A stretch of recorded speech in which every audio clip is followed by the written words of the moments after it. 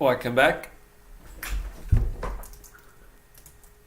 to this advertisement episode for Lasergurkenland, reachable under lgl.zillihun.com or zillihun.com, but yeah, I guess it's better to stick with lgl.zillihun.com, and I'm not going to explain why, because I'm rude. Same as the server, it can be rude. Well, in fact, it's kinda chill and people are super nice here, but people are allowed to be rude without getting banned from a admin.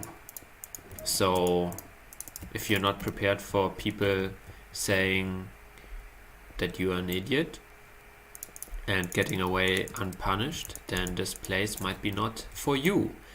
But if you want to call other people idiots without getting punished by administrators, then this place is for you. Come and join, and well, that's the advertisement part for the server. Yeah, it's classically anarchy server. Yeah.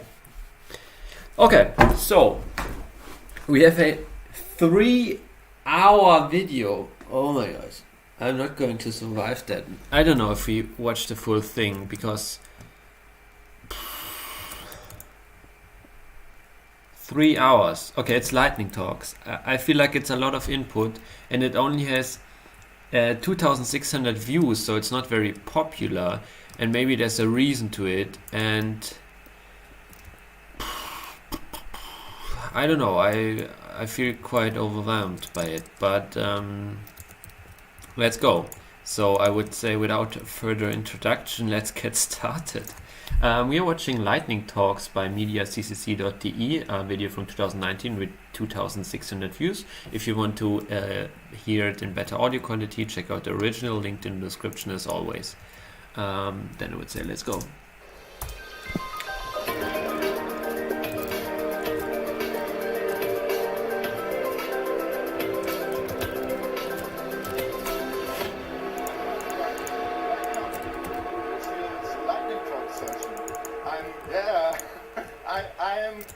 I'm amazed that so many people are here. There was a loud party. Yeah.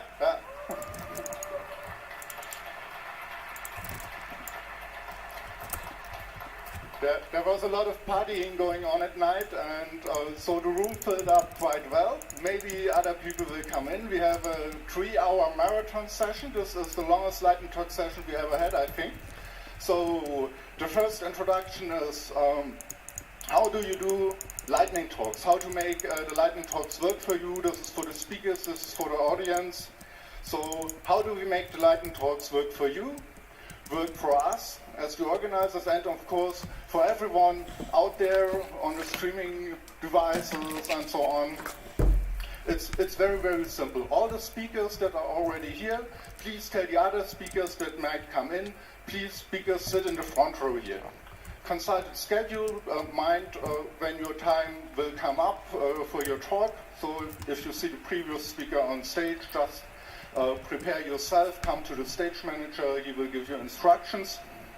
Then move to the side of the stage during the talk before your slot, and then when it's your time, get on stage quickly. Please speak into the microphone. Look how I'm holding the microphone. If I take the microphone away, you won't hear very much. Grab the microphone like this and use your thumb against your chin. If you're excited in something, this always works. I'm a bit excited too, and shaking and so on, and it works quite well. Please, speakers, don't turn around. There are no slides behind you. This won't work for you. You have the slides right in front of your screen. You can look at your slides here and advance the slides using this clicker here. Stay calm during your talk, relax a bit, and it's for 5 minutes. It's quite cool to be up here and to have all the people here listening to you, and just deliver your talk. Stay in time, get your applause, and then leave the stage. And please leave the clicker here on the podium for the next speaker.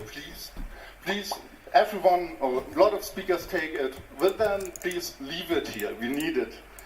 So next thing, to the audience. Of course, be excellent to each other, and watch the timekeeper. I will introduce... Why do I have the feeling that there are not a lot of questions this time? Honky here. He is the first time on the stage for the lightning talks. Thank you, Honky, very much. I like questions.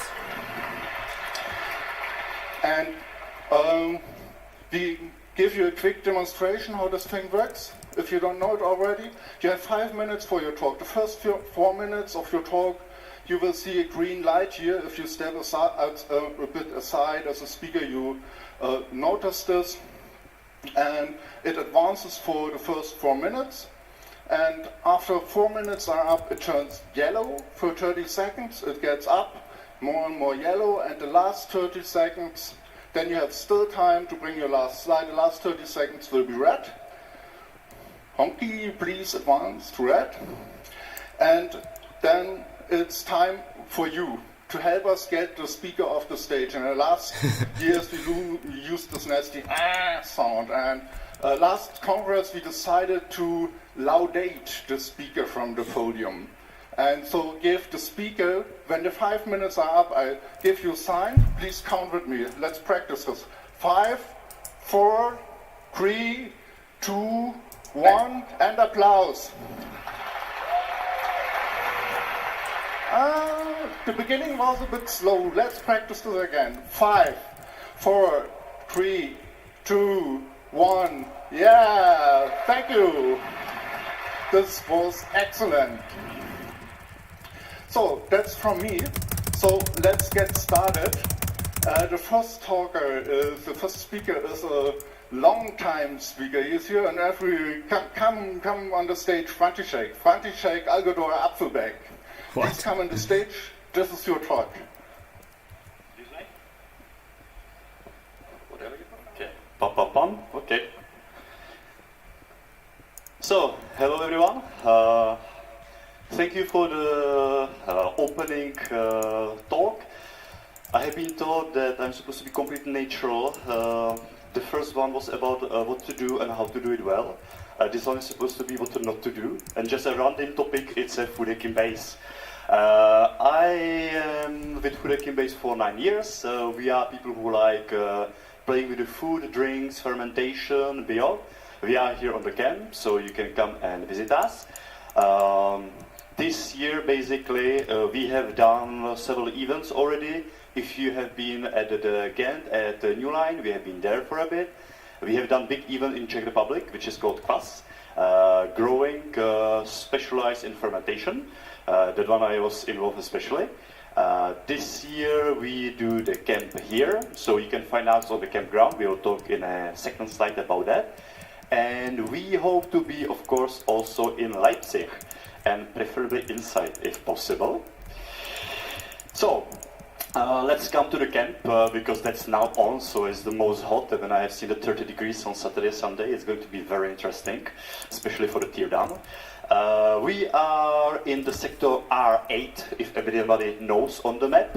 You can find us easily by the smell, by the lights and the sign.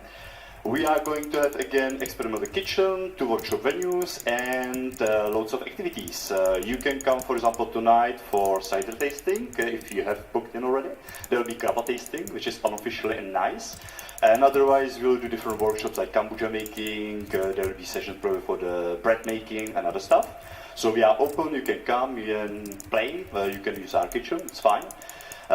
We have also some new things this year on the campground. We have finally, for the first time, a cooling trailer, which makes our life a much easier thing, and also for the villages around, because they can cook things, which really helps. Plus, we have a bar, so you can come and you can have some ciders and cheap beer on the tap. Do not hesitate, we will be there. So that would be kind of, the 4 here. Of course, there will be probiotic drinks, because you need to rehydrate yourself also without alcohol. So we have a few hundred liters of those. And just pop in. We are there. It's going to be fun. Actually, it's fun already. Now, autumn, what we are going to do, in the next few months. I will be personally doing cider season, so I'll be doing more cider, which you should be some of it able to taste the last season at the CCC Congress. Of course, we will be at the Congress, at least we will try to be as close as possible as we did before, hopefully in the main venue. Now we are also taking care about the logistic because it's starting to be a bit more demanding with the stuff like, you know, let's say being more specialized and getting better equipment and more of it. So we are now getting our storage right and kind of improving the driving licenses and trailers and playing every event like with 1 ton of stuff going in and out 8 times. It's a lot of fun. Basically, if I can say one thing, the log engines here are my personal heroes, you know, every year more and more. So, you know, progressing on the stuff, we are getting, I think, more and more, I would say, semi-professional. You know, we can come and check. We have even running water and it's warm, you know, for washing the dishes, you know. There's even a hand soap this time. So, you know, getting there slowly and steadily. I would like to therefore once more invite you to come in, see what we are doing, and maybe in the line, like, you know, minute or so, we can, like, you know, mention other activities. There is, of course, you know, things like, you know, today, for example, we make syrups, non-alcoholic, completely fun. I actually exercise in the morning with picking up around 20 kilos of Mirabelle at 7 o'clock. There will be other stuff, you know, like, of course, we'll have one more cheese tasting. Otherwise, come if you are interested in something. Talk to us. We have still slot pots, you know, on the list which are free. And what we are actually really trying to do is to be as open as possible so you can come and do something what is related to the food, drinks, or bio, and do it in the place. So you can do your workshops, of course, you taste your tasting events. If you are not prepared for this time, let us know, come now, and we can prepare for the Congress. Let us know in advance, you know, in the worst case, come just a bit in advance. We have slots, and, you know, like, more use it is, better it comes, okay? So, thank you very much for everything, for your attention, and I hope to see you very soon at Food Hacking Days. Bye! What a pure advertisement talk, what the heck?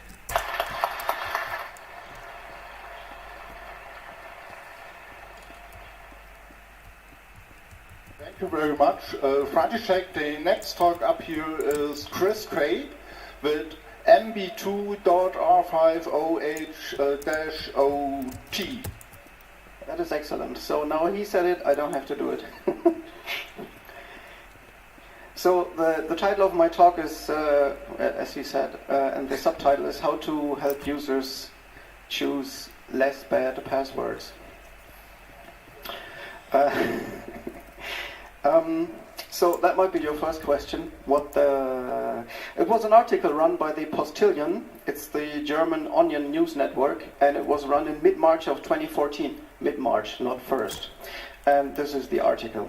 IT experts name it as the world's best, safest password. Even the CCC was quoted. If you see Malte, tell him regards. I don't know who he is. And next question might be, who am I? My name is Chris. I'm a nerd. I'm a coder. I work for the LRZ. LRZ. What's the LRZ? It's the Leibniz Rechenzentrum. I like the English title better because it says Leibniz Supercomputing Center. It has the word supercomputing in it. And we're an IT service provider for universities in Munich and basically lots of them around Munich. That's us, nice building with a supercomputer in the background. That's us around Munich.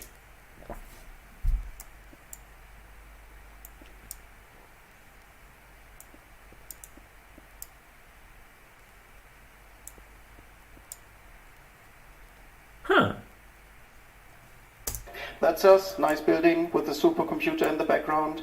That's us, very funny people. That's our fastest supercomputer, being top 9 of all the known computers that have been benchmarked worldwide currently. That's our boss, representing at the last Congress. And so you might, what? So what? Whereas I'm working for the Central Identity Provider, the IDM. We have over 250,000 users, and we can set about 30,000 passwords. All the others get synced in from other IDMs. Now we're getting somewhere. So of course we have a password policy for all of these passwords, and we have of course the usual boring stuff, which is use capital and lowercase letters, and we also use Pwned. Pwned started out as a typo. If you're really excited, P and O are pretty close together, and so actually it was owned. So it's owned, it means I own you. I have now possession of your computer and I can take something from it. What might that be? So ownage in progress looks like this. You have a cloud, and there's data raining out of the cloud, and there's Mrs. Sterntaler collecting all the data. She may or may not be responsible for the data raining out of the cloud in the first place. So there we have a very long list of passwords on the black and dark internet. But don't fret, we have a hero in shining armor. His name is Troy Hunt. Troy who?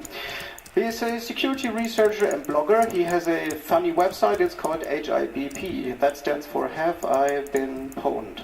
Now we know what that means. You can check your password online on his website. That seems scary, but it's actually pretty cool and warrants a talk on its own. Maybe we see ourselves next year. And you can download the list of passwords. And you say, download? Nah, let's not do that. But he said, let there be crypto, and the database went poof, and through the magic of SHA-1 turns into a very long list that is indeed published on the white internet. Magic, SHA-1. Sorry, no time. Please ask your neighbor. So then what? Then we download the database. It's a very handy 10 gigabytes torrent. We unpack the database into a very unhandy 22 gigabytes plain text. Then we write a bit of code, and we stick the code into our password workflow. And then we kindly inform our users if their password has been stolen, and we reject it. So how might that look? Oh, isn't that, like, I don't know if I mentioned that on camera, but this is exactly a thing that I proposed once that one could do, didn't I? Or was I dreaming that? I think I did that. And my concern was that when requesting it, you might leak the password, but if you download it, you do not request it, and then you do not leak it. So that's a good solution. Like it. If a user comes up with that password, that is a stupid password, and that says something about the user. It says, if you take a stupid password that has been used by 1 million other users, it has been stolen 10,000 times already, and because it's stupid, you shouldn't be using that. If that is your password, then it's a very clever password, and it's probably your own, and you're the only one using that, and you're using it everywhere, and somewhere it has been stolen. Well, that also says something about the user. So in both cases, choose a different password. And the only question that is left, so what about that? The most secure password in the world. Is that stolen? No, of course not, because it's the most secure password in the world. And what? That's it. Thank you. What?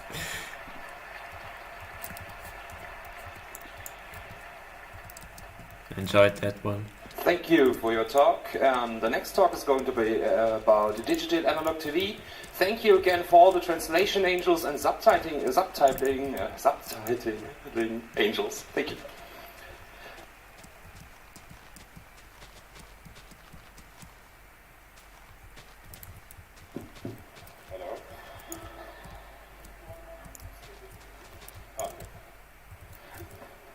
Hello? Yeah, digital analog TV. Timer? 4 years ago, we were given this cool radio badge at camp, and this opened the path to SDR and signal processing for me. And like 1 year later, the Chaos Computer Club was celebrating its birthday, and someone did an art installation with a bunch of TVs in our hackerspace. And at some point I thought, how do I get a picture from my computer onto this TV? And the name of the game is PAL. PAL is short for Phase Alternating Line. These are some specs, like the resolution, the frame rate. PAL is interlaced, which makes the frame rate effectively only 25 frames per second.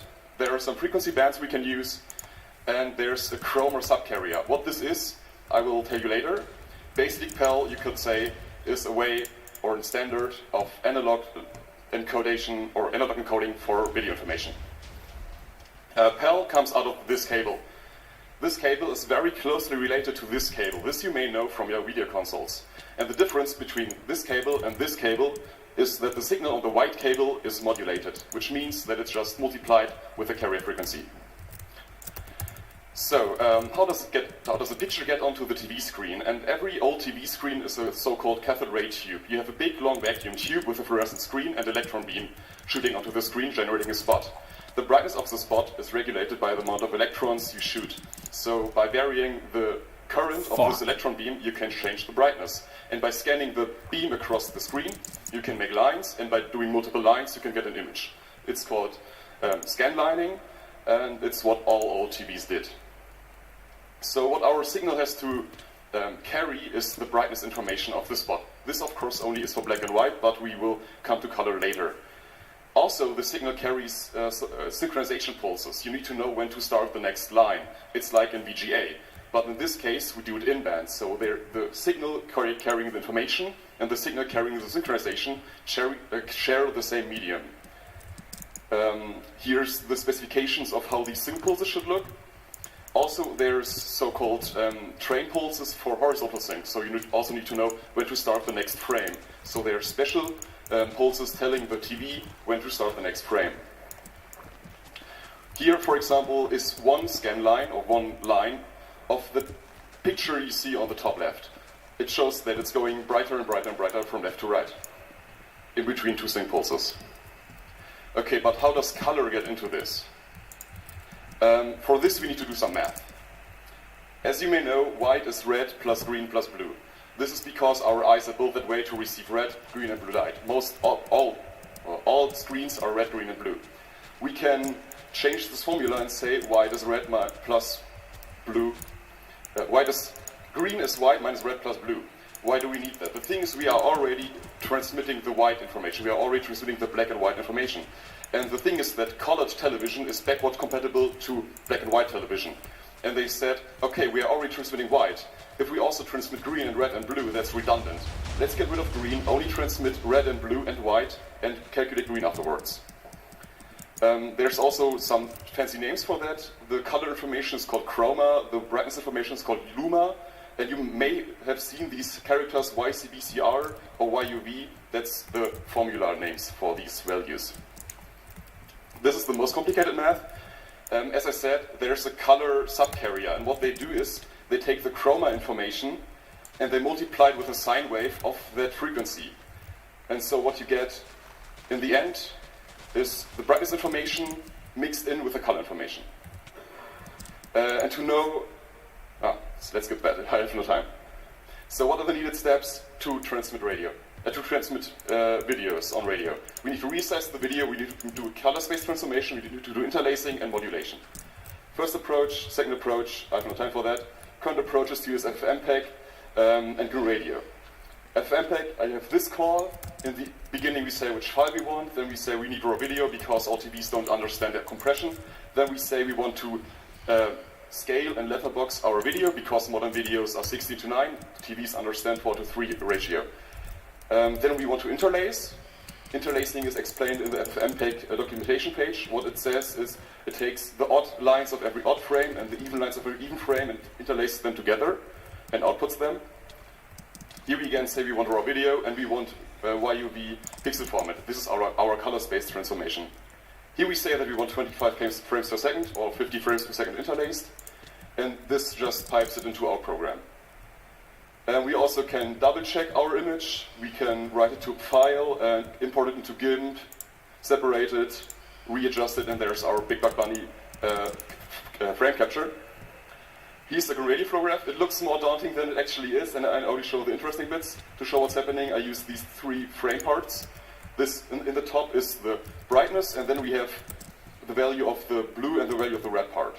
So in the beginning, we just read it in, and we add some spacing for the synchronization pulses. As I said, the synchronization is done in Signal. Then we add some more padding because it's needed. Then we add the things, and then we transmit it out. If you want any information, please go to the slides.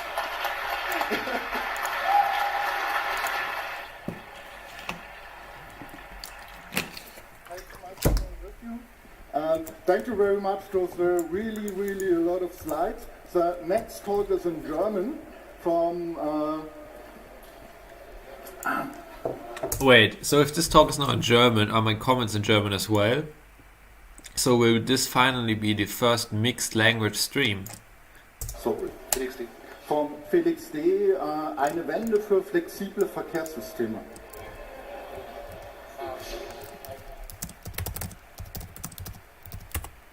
Hallo, ich freue mich hier sein zu dürfen. I challenge the Signal Angels. If you don't speak German and you're interested in the talk and the topic, please approach me afterwards. Eine Wende für flexible Verkehrssysteme.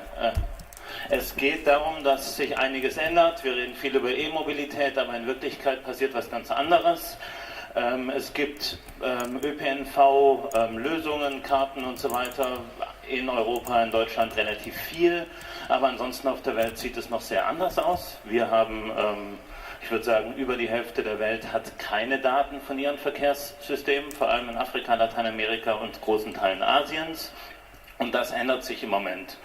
Und die Frage ist, wie sich das ändert, weil die Verkehrssysteme natürlich weniger formell sind, nicht unbedingt einen klaren Zeitablauf haben, einen Schedule, einen Fahrplan, wie wir das gewöhnt sind, hier zumindest. Das heißt, wir brauchen neue Ansätze. OpenStreetMap ist cool. OpenStreetMap kennt wahrscheinlich jeder. Das ist die Wikipedia der Karten. Man kann editieren und dann dreht sich das Ganze um. Man hat einen Editor und jeder kann mitmachen. Viele machen mit, dadurch gibt es sehr viele Daten, es gibt viele Leute, die aktiv an dem Projekt mitarbeiten und auch ÖPNV-Daten aufnehmen und vor allem im globalen Süden. Das können Leute selber machen, das machen Städte teilweise, das machen verschiedenste Arten von NGOs, ganz viel diverser, als wir das vielleicht hier gewöhnt waren. Hier haben wir in Nicaragua so eine Karte erstellt. Mit den Daten will man natürlich auch was machen, also gibt man die heutzutage meistens in ein GTFS, hat dann coole Apps, die man benutzen kann, die andere Leute benutzen können, die Regierung macht eventuell mit und alle sind fröhlich. In dem Fall die erste ÖPNV-Karte Mittelamerikas. OpenStreetMap nimmt auch teilweise die Zeitkomponente raus, dadurch wird das Ganze weniger komplex und wir können wirklich überall auf der Welt ohne irgendwelche großen Aufwendungen Karten erstellen, die Daten aufnehmen und haben direkt Lösungen, die uns helfen. Und wie gesagt, das ist alles erst der Anfang. In Wirklichkeit ist nämlich der ÖPNV ein bisschen anders und ich nenne den semi-formal oder alternativ. Oft ist er frequenzbasiert, deswegen ist auch vielleicht die Zeit nicht unbedingt so wichtig oder man möchte sie anders halten.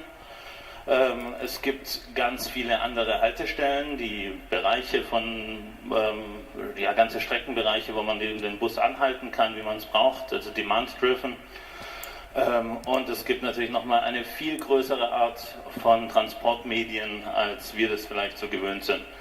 Aus diesem Grund arbeiten wir an einer Erweiterung von GTFS, das ist GTFX Flex, was vor allem in die Richtung geht Demand, also ich halte hier einen Bus an oder ein bestimmtes Verkehrsmittel an oder ich habe bestimmte Verkehrsmittel, die mich wohin bringen, ganz andere Arten, je nachdem wohin ich muss, verschiedene Routen, die an bestimmten Zeiten des Tages sich auch ändern können. Wenn euch das interessiert, sprecht mich an, schaut euch die Website an. Wir sind gerade in der Evaluierungszeit. Wir wollen Rückmeldungen haben, wir wollen Ideen haben und wir wollen Leute haben, die mitmachen, weil hier sich wirklich gerade auf der Welt was tut mit ÖPNV. Dankeschön. War irgendwie interessant, aber zu schnell und kurz, dass man da viel mitnehmen kann. Ich weiß nicht, ich bin nicht so überzeugt von den Lightning Talks. Generell irgendwie bisher. Do-it-yourself brain hacking to see in 3D, which is a bit interesting to hear. I'm a bit afraid, but we will see. Thank you, Ben Senior, for entering this talk. Thank you. Hi, I'm Ben. Oh, where's the clicker? There's the clicker. So actually last year I gave a talk at Christmas about hacking how we see, about eye skills, which was demonstrating how you can use virtual reality environments if you have lazy eye to straighten up your eyes and see in 3D. And this project has continued and it's become more and more complex and larger. And now it's composed of these 5 sub-projects. And it's become clear that we need a dedicated lead for each of these. So I'd like to tell you something about them, because perhaps some of those leads are sitting here in the audience. The first part is about personal experience. To literally see what is possible with your own eyes, despite what your eye doctor might have told you. So this is a take-home app, sort of 10 minutes a day of training. And by the end, you should be far enough that you have the vocabulary and the knowledge to be able to speak to your doctor on an Augenhöhe. The second part, words are good, but data is better. We need to be able to objectively see what's happening to the eyes so we can understand which techniques work best for who. And to do this, we've created an open source, open hardware eye tracking headset which folds up and fits inside a Google Cardboard 2nd generation for a handful of dollars rather than hundreds of dollars. So this gives us access to some really useful information, but it's no good unless we can get it into the hands of lots and lots of people, which requires manufacturing. And how can you manufacture something locally and affordably? Well, this is my primitive little prototyping setup with a cheap laser cutter, 3D printer, and an inkjet. And what I would really like is a fireproof cabinet with these things stacked vertically and much better automation, so that an enterprising entrepreneur anywhere in the world can take this blueprint, create this from the design, and just go to clone it with demand. So at that point, perhaps you're reaching lots and lots and lots of people. And this has always been the end goal. It feels like there's feedback, I'm sorry about that. The end goal has always been to push on the science and to change medical best practice. And to do that, we want to harness this reproducibility crisis which is rocking science. We want to turn it into our ally with open data, which means that all of the experimental data is openly available and nothing is hidden from view. With open source, so that researchers can modify these frameworks to challenge their hypotheses, to answer their questions, but those changes are stored in the central repository and don't go anywhere, they persist. To make it reproducible, so every single piece of data is tagged with the exact build that created it, so researchers can take the same build, experiment with different cohorts, take different cohorts, experiment with the same build. And finally, this citizen science aspect. Can we get cohorts in the tens of thousands producing data each day, rather than the current state of the art, which is a couple of dozen people coming to a lab once every few weeks? So obviously this is quite ambitious and it's going to take quite a lot of money, but Closer to you. Closer? Okay, I was trying not to make it so loud. Yeah, we have sources of ethical funding that we've identified and we're quite far along, but that's another whole project in its own right. So here I'm really looking for somebody who's an excellent communicator, somebody who can deal with individual investors, institutional investors, and things like crowdfunding. So finally, this affects a lot of people around the world. There's about 400 million people out there right now. Wow. And this is an interesting opportunity to build an open business, one that's really doing something worthwhile. My passion is not building businesses. So if there's anybody out here who with a proven record in building businesses and you're not greedy and you want to do something worthwhile, I would also love to talk to you. So if this has interested you and you'd like to learn more, then please come to the workshop tomorrow in Goldberg. Thank you very much. Thank you. Thank you. Thank you very much for the very interesting talk. The next one is Mars Robertson with 7th of October 2019 International Uprising. Just give me a minute to start the slides.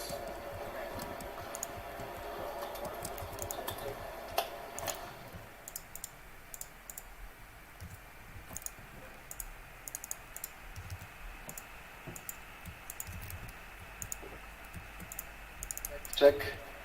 1, 2, 3, check. Hi. This is something big. This is something much bigger than myself. And it is completely not about me. It is about the international uprising, movement of movement, Extinction Rebellion. So the global change, the climate change, the global warming has been known for more than 100 years. There were these scientific papers in 1911, and what is different now that ExxonMobil was engaging in a fake news disinformation campaign. ExxonMobil once upon a time was the most valuable company on the planet, and they actively engaged in a fake news campaign. What is happening now, this is completely new. It wasn't happening a year ago. But the climate change now is so visible that, Arctic is on fire. There is albedo effect. This ice does not reflect heat. The water absorbs the heat. All these models are, getting out of hand. So many climate refugees that this is not only an environmental issue, it is a national security issue, the collapse of the society. So, what do we do with it? What the heck? What happened? Was the mountain too high? Are you kidding me? Then it will never go over that one. Because this message is very bleak. It is like hopeless. However, due to non-violent direct action, by going on the streets, by going out there, as citizens, normal, regular people who attain this knowledge, we can tell the government to tell the truth. So no longer fake news, no longer propaganda and pushing one message or another, but hey, tell the truth, tell what is the situation. The second point is to act now, because we need to act now. We need to lower down the emissions. And the third point is that this is not a political movement. We don't want to acquire power. We just want to get work done. So these are the 3 guiding principles. There are also 10 major rules. I'll just click quickly.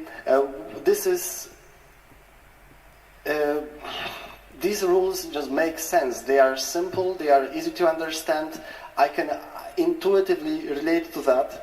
And Extinction Rebellion is a movement of movements, international movement of movements, decentralized, no leaders, everything transparent, in public, open source. There is so many feedback mechanisms, and it originated in the UK, so it is happening. And this date, the 7th of the October, will be probably one of the biggest uprisings in the history of the humanity. It happens once in a generation, maybe once in a century.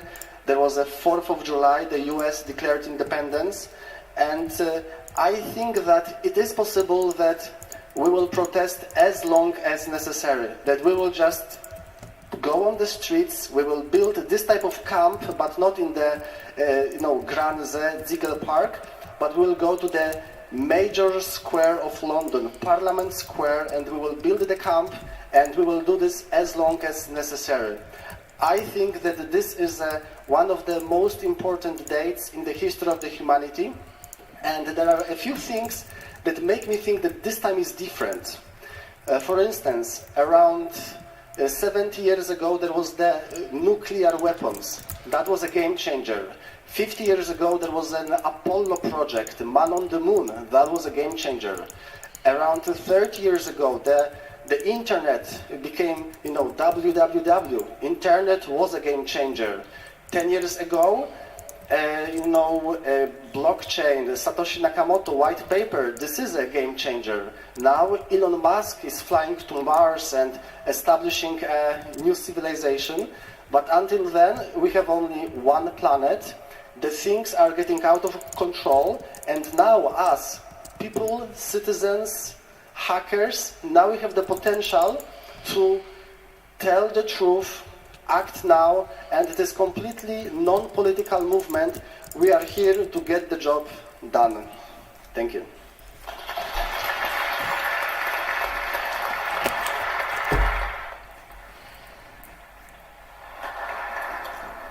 The next talk is going to be from Michael Stapelberg about Distri, a Linux distribution to research fast packet management.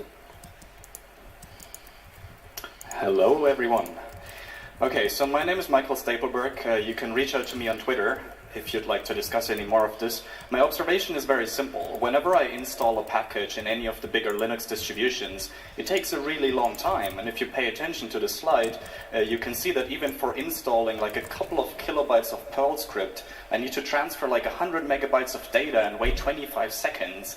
And this comes out at a data rate of just like 3 megabytes per second. And this astonishes me, given that my computer is easily capable of processing many gigabytes per second. So where does this discrepancy come from, and can we do any better?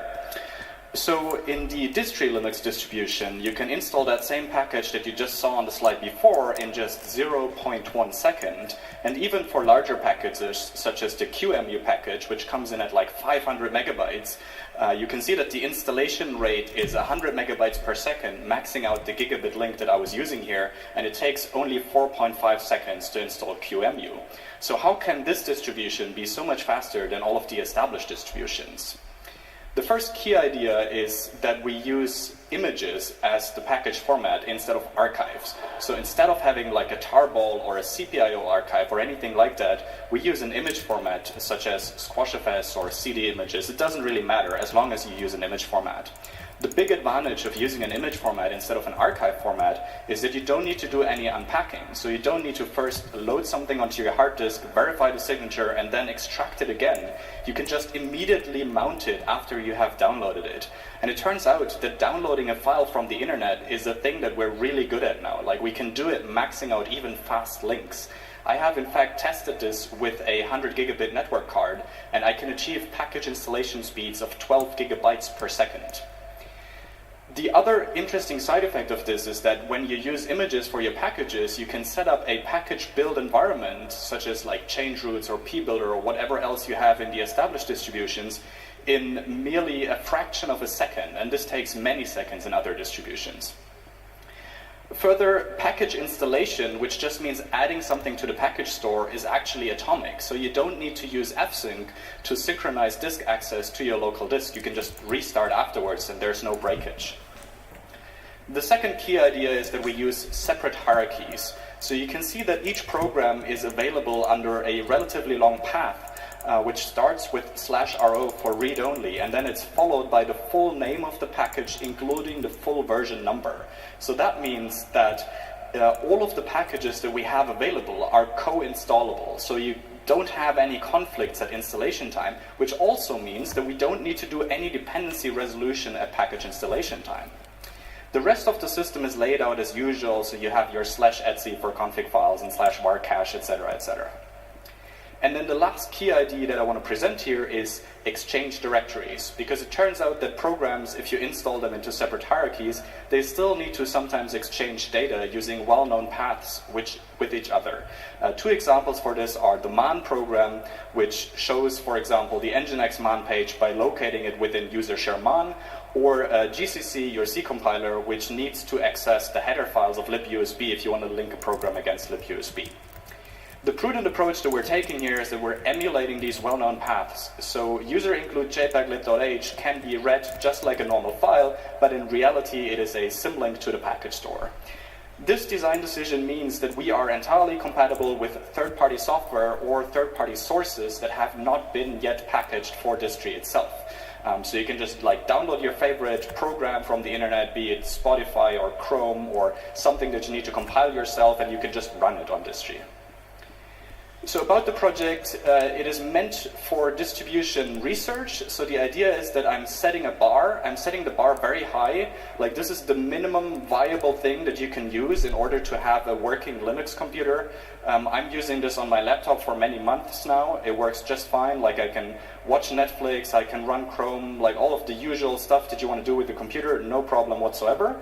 I'm not looking for any users or contributors. What I want to do is put a little bit of public pressure on the existing distribution package managers and really ask these maintainers, why is it so slow? Can you use any of these ideas to make it faster? So you're welcome to try it out. We have easy instructions for how to run it in QEMU, for how to write it to a USB stick and use your computer from a USB stick, for how to run it in VirtualBox. You can run it via Docker or Google Cloud. Anything goes. And if this interests you at all, if you have anything to share, anything to observe, any feedback, or just want to talk, I'm very happy to talk about this at any time. So just find me. Thank you. Interesting. Sounds good. What was it? From 2019. I wonder German what as happened well. with that project. And the next talk will be in German. It's from Bettina, 25 Jahre Internet für alle und dann der Ping e.V. Just give me a minute. Yeah, hi. Just like you said, it's in German, but if you want to learn more, you can talk to us in English later. We are more of a local interest. So, ja, hallo, ich bin Bettina vom Ping e.V. Und hallo, ich bin der Dredget von der Voss AG, aber auch aktiv beim Ping. Und ja, wir erzählen euch jetzt was vom Ping e.V. Was ist das? Das ist die private Internetnutzergemeinschaft, gegründet 1994 von Studenten der Uni Dortmund. Und unser Hauptvereinsziel ist die Förderung von Bildung und Wissenschaft. Dazu machen wir hauptsächlich heutzutage Weiterbildungsveranstaltungen rund um Technik und Internet im weiteren Sinne. Ihr seht hier unsere früheren Jahre. Wir haben uns also sehr oft auf der Hobbytronic rumgeschlagen. Das ist eine Schraubermesse gewesen in Dortmund, aber auch noch auf vielen anderen. Wir haben es in Zeitungen geschafft und ja, hat sehr viel Spaß gemacht. Wir haben sehr viel Engagement da reingesteckt. Wie kam das Ganze eigentlich? Wir haben 1993 gedacht, wir wollen in dieses Internet, aber damals hatten wir ja nichts. Es gab T-Online nicht, es gab nichts und dann haben wir uns gesagt, na gut, dann machen wir es eben selber. Wir werden zum Provider, wir kaufen die Hardware, wir bauen alles auf, wir schaffen Internetzugänge für alle. Und deshalb haben wir im Januar 1994 den Ping e.V. gegründet als gemeinnützigen Verein und haben auch von Anfang an Schulen ans Netz als Initiative bei uns gehabt, um die Schulen mit zu vernetzen, denen zu zeigen, wie das geht und so weiter. Das lief ein paar Jahre super. Dann Ende der 90er kam die große Existenzkrise, nämlich es gab jetzt Sachen wie T-Online, die waren schneller und besser und wirken irgendwann auch billiger als wir. Und wir alle wurden älter, wir hatten Vollzeitjobs, wir hatten dann plötzlich Familien und irgendwie war die ganze Zeit weg, die man so als Studi hatte. Was macht man da? Ja, wir haben uns gesagt, gut, wir machen jetzt mehr auf Weiterbildung, weniger als Provider, um die Leute zu interessieren und auch Leute außerhalb des Vereins. Und irgendwann haben wir beschlossen, ja gut, unsere Einmalleitung braucht kein Mensch mehr, wir schalten die endgültig ab und wir machen jetzt nur noch Weiterbildung und andere Aktivitäten, wie ihr hier später noch ein bisschen sehen werdet. Hier seht ihr unsere Mitgliederentwicklung. Also, wie ich gerade gesagt habe, erst rasanter Erfolg, so bis ungefähr 1999, da waren wir bis zu 1600 Mitglieder. Und genauso schnell ging es dann auch wieder bergab, als die Leute, die uns nur als Provider genutzt haben, gemerkt haben, geht es ja woanders besser. Und da geblieben sind die Idealisten und die die Idee insgesamt gut finden. Hier seht ihr noch so einen komischen Knick im Dezember 05. Da gab es nämlich noch einen anderen Verein, dem ging es genauso wie uns, bisschen kleiner, der Prima e.V. Und da haben wir irgendwann gesagt, gut, wir schließen uns jetzt zusammen, wir bündeln unsere Ressourcen, damit wir das weiterhin stemmen können, auch mit weniger Mitgliedern. Und ihr seht, wir schrumpfen nur noch sehr langsam, ja, weil wie gesagt die Idealisten dabei bleiben und ab und zu auch jemand über unsere Weiterbildung neu dazukommt. Hier seht ihr, was wir so getrieben haben. Das war ein sehr cooler Tag, aber Stillleben A40, als sie mal gesperrt wurde. Wir sind nominiert worden in der Initiative Wege ins Netz vom, was ist denn das, BMWI, Wissenschafts... Naja, war jedenfalls eine ziemlich coole Sache. Und genau, der Dredget wird euch jetzt erzählen, was wir heute so treiben. Ja, wie die Bettina erzählt hat, sind wir jetzt vor allem sehr aktiv bei den Weiterbildungen und wir haben ein sehr schönes Vereinsheim und haben auch gerade die Möglichkeit, dadurch, dass wir irgendwie zum Beispiel in der Lokalpresse öfters mal was veröffentlicht wird, auch Leute zu erreichen, die üblicherweise man bei einem Hackspace nicht erreicht. Also wir bieten auch Lötworkshops für Kinder an, von so ganz einfachen Bausätzen bis komplexere Sachen.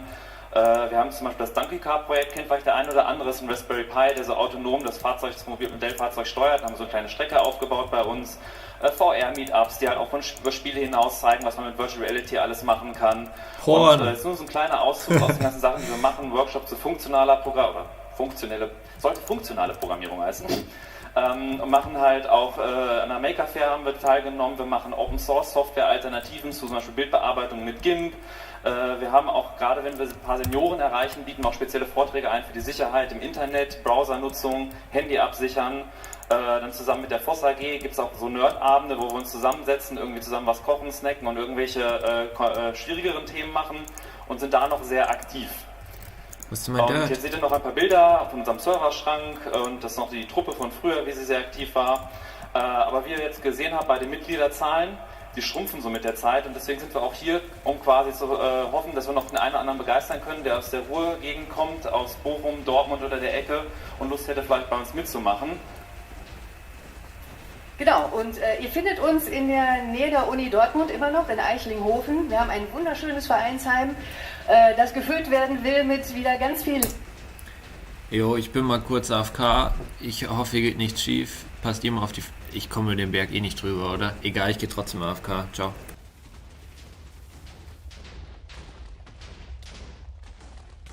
Fuck. Mein Mute-Bind hat ein Shift drinnen.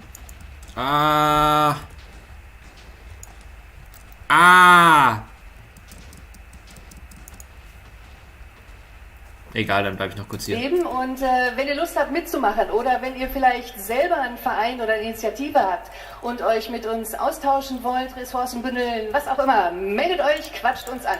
Danke. Ja, da kommt der niemals drüber.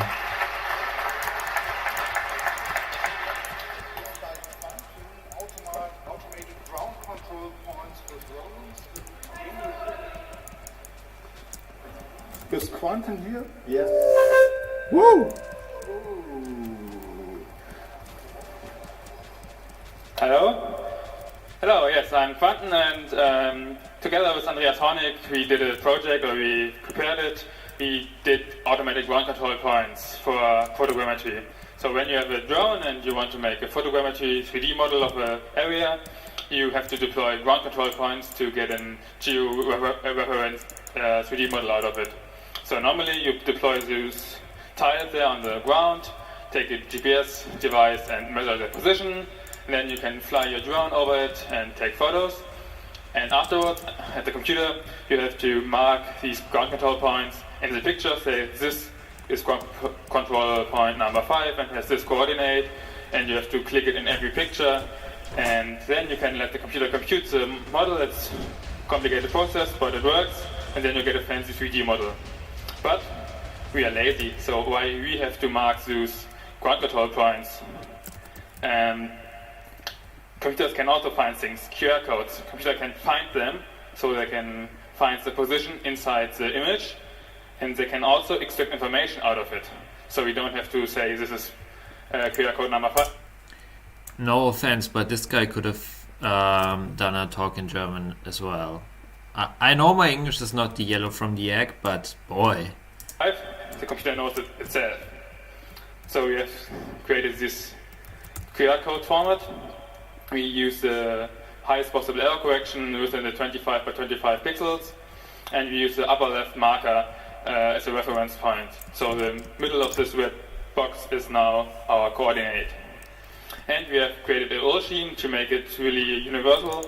You can encode in your OSM ID, so you can even pave it in your parking lot a QR code and say this is this position, and create it in an OSM node so our software can identify it. You can use a local ID, that's what we are using here on the cam. So when you're placing the QR code for a short amount of time, and then you can create a table where there's a lookup table where the ID and the coordinate is associated. And you can also hard code coordinates. So when you have this ground control points, this is a plane that we printed out and that we'll have here. You have to deploy these QR codes anyway, and you have to measure their position. If you're doing it yourself, here on the airfield, we will do it for you, so you can skip both points, and then you can fly your drone and take the photos. And then there's the cool part. You can let the computer find the QR codes. So you say there are the images, find the QR codes, and then you get a table for your drone mapping, Open Drone Map, for example, software to find these QR codes. And then you get a wonderful, hopefully wonderful, geo-reference orthophoto and 3D model. So, we want you to participate in this. If you have a drone and want to fly here, fly over the airfield. It's down, go to the harbor and then follow the signs to the airfield and take photos. I will deploy these planes. We have 6 QR codes that we will place there right after the talk. And when you're taking photos or using software, please post them on Twitter with the hashtag #CCCCampMap. We still have some things that we have to implement in our software, so if you want to code some Python, have a look at our issue tracker or come around and we can code together. If you're interested in any of these topics, if you're interested in drones, in imagery, in photogrammetry, just also come around and talk. You can find me at Karlsruhe. Andreas Hornig is not on the camp, but you can contact him on Twitter, also me. I have a DEC number, so also an email address. And we have the wonderful domain osm.to, where you can find the links to our project page. We have a camp wiki page, and we have also a Twitter account where I will announce when the QR codes are laid down and measured out. One last thing maybe, I also doing a project about high precision GPS that I will also use to measure in these QR codes. So if you're interested in high precision GPS, real-time kinematics, you can also come around and we read up. Thanks. Thank you. Thank you, Quentin, for the cool talk. For the next talk, Unified Alpha by Pippin. Brace yourself for some heavy formulas. Is Pippin around here? Yeah. Welcome to the stage.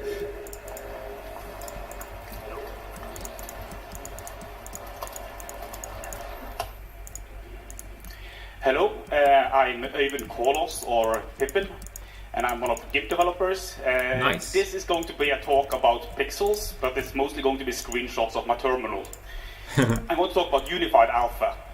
Unified Alpha, to explain what it is, it's... Okay, I am going AFK real quick. Where do I go? Wait, I have to build something safe for me.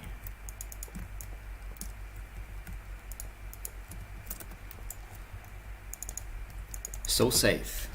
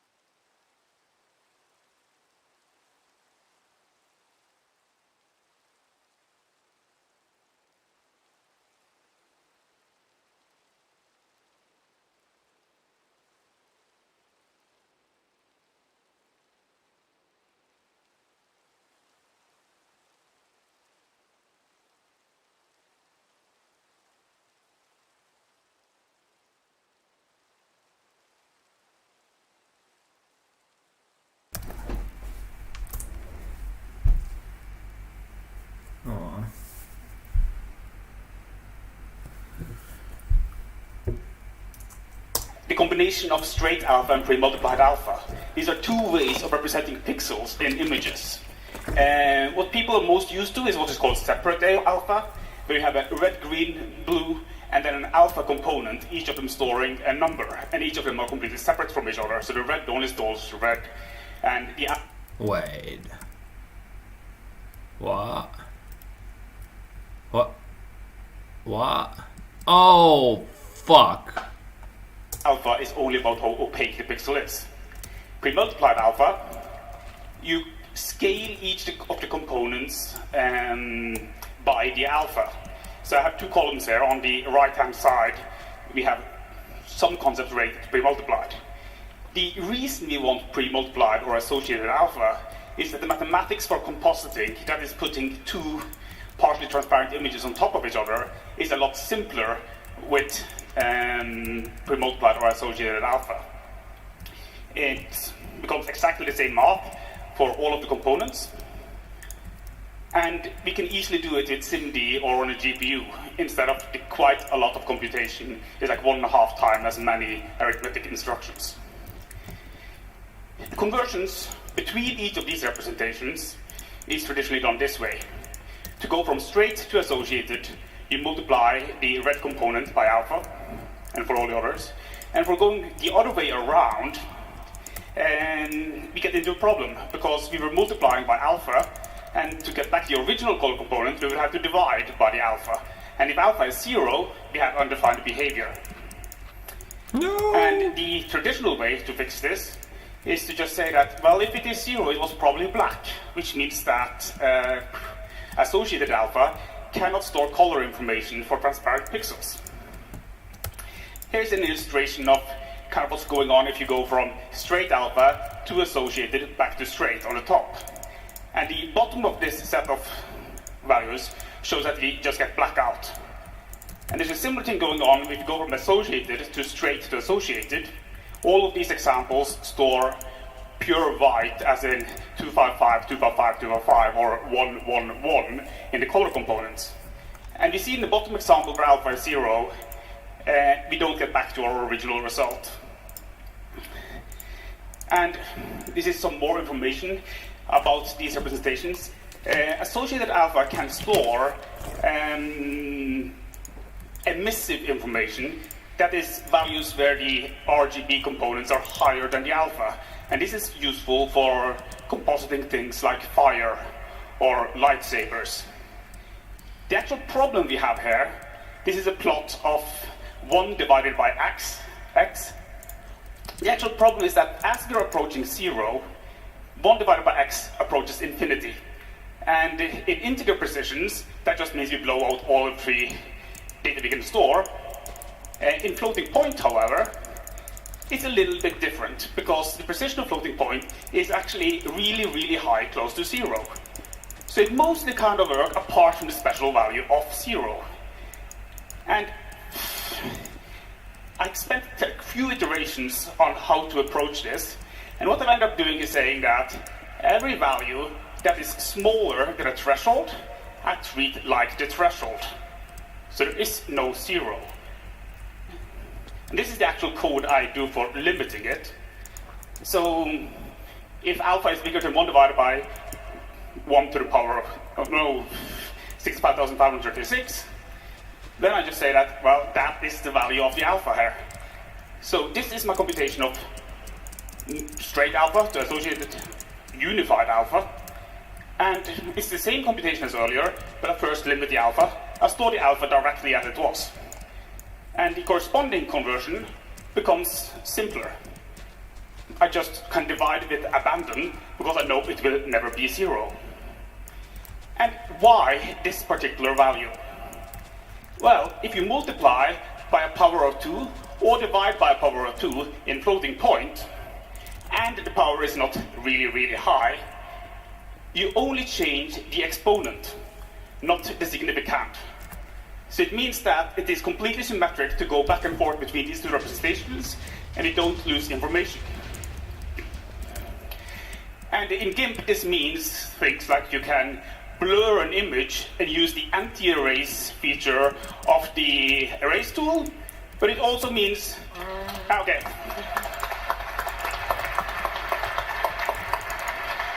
Thank you very much. Very, very sorry for interrupting, but we have to stay in time here.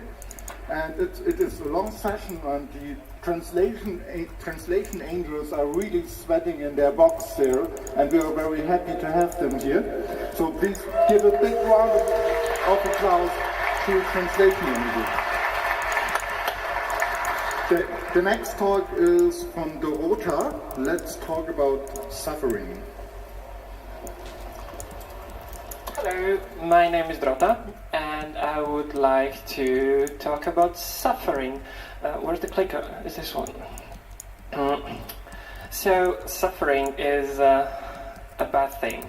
I am sure that most of you do not like to suffer, and I'm also sure that you do not like to see others suffer. So, suffering is kind of evil, but how do you measure evil? That is kind of something that we can measure. Oh wait, does it even make sense to burn it all while it's raining? Does that even work? Oh, I hate rain. It's so bad. Can we please ban rain? What? Wait, it's not... Is it having an effect on the fire? I can't tell. I need some open fire. Well, that will stop burning anyways. Because it's grass. I don't know. Quite similar to suffering. So I have a riddle for you. How many deaths from nuclear power are there resulting for every gigawatt hour of energy? And for some help, there is also the number from coal. Any guesses? Okay. You don't know yet, but I am going to tell you. So here's the answer. It's 40. It's 4,000 less. And for comparison, there is a number for hydropower. Nuclear power just happens to be the safest in terms of deaths, or the lowest in terms of deaths. Okay, of course, those numbers might be disputed, but like the difference is so huge that you cannot ignore it. But what other things cause suffering? So like, there's factory farming, and there's 50 billion.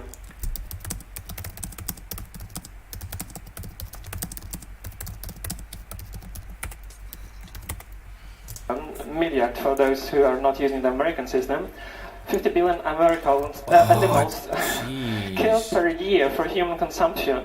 And like, what kind of questions can we ask? Did they enjoy their lives? What do you think? Maybe not.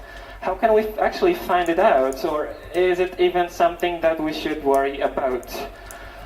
There are other things that we could worry about, like artificial general intelligence. I wouldn't like for a paperclip maximizer to turn all the world into paperclips. Or global warming, we had a talk about this already. Bioweapons, global poverty, those are things related to suffering. And this is where effective altruism comes in. Those things you have seen on the previous slides are one of the things that have been identified as important for reducing the suffering. And this is what effective altruism tries to evaluate. What kind of things are worth acting on, how to act them, and basically we have the methods which are rational, scientific, informed, data-driven, which ensures that we are effective, and we want to prevent the suffering and make the world better. So it means that is altruism. And if you do not like to see others to suffer, then you are also an altruist.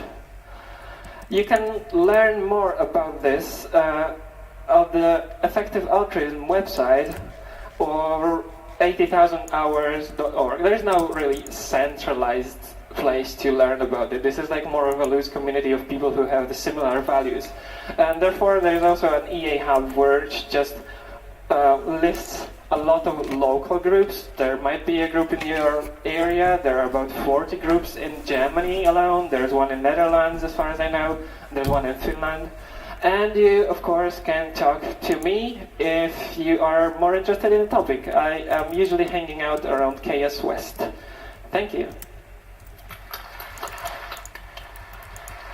Thank you. Thank you very much for your talk. Please, all speakers, try to hold the microphone just like this. Hold it in your right hand, and this is about the right distance with your thumb. Thank you very much.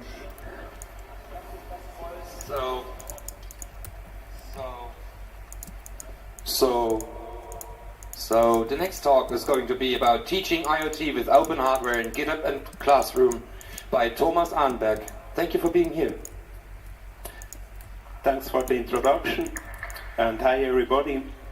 I'm a software engineer and maker from Zurich, and last year I started teaching IoT engineering to bachelor students at an applied science university.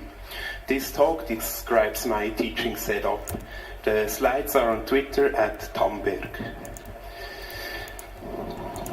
Here's our IoT reference model, devices with sensors and actuators connected to a backend, allowing physical and virtual interactions.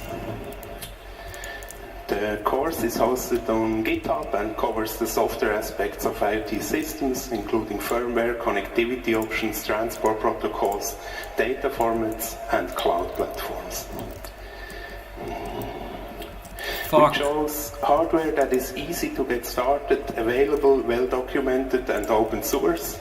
It has a big online community for Googleability and supports Wi-Fi, BLE, or LoRaWAN. We use the Arduino IDE, and Python is still an option. It's an ESP8266, no surprise, and an NRF 52840 for BLE, both with the feather footprint and growth sensors. There's a growth to feather adapter made by Seed, and as a gateway we use a Raspberry Pi 0W. To provide starting points and reduce redundancy, I added a curated wiki, so only I can edit it. We also have a Slack, which the students use to ask questions and help each other. For LoRaWAN, we use the RFM95W featherwing. It needs some hardware tweaks, so I made a little patch PCB. Still works. Good. It's available on the wiki. And to collect issues with hardware example code or slides, we use GitHub issues. That's not a surprise to developers, but for teachers it might still be new. So students can help fix the slides. A specific issue we had was using the ESP with the growth adapter. It turns out you need to pull up a pin, and this can be done with an additional resistor. You've seen that the core slides are on GitHub, but what about the hands-on part?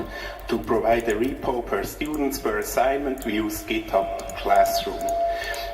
Each instance of the course is a separate class and contains assignments.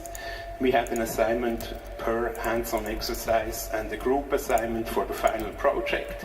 Creating an assignment results in an invitation link. This Classroom project is open source, by the way. And the URL can be embedded into the hands-on repo, and instead of cloning or forking the repo, this link creates a deep copy. The advantage is that this deep copy is private, and you see that the URL has the student's GitHub name appended, so you know who is who. And yeah, the students work on these repos and push their results. Only a teacher can see the repos unless they make it public. And as GitHub grants unlimited private repos to educators, I use a separate repo per class. The setup is detailed in our meta repository. Check it out. The slides are all linked. And that's it from me. Thanks for your time.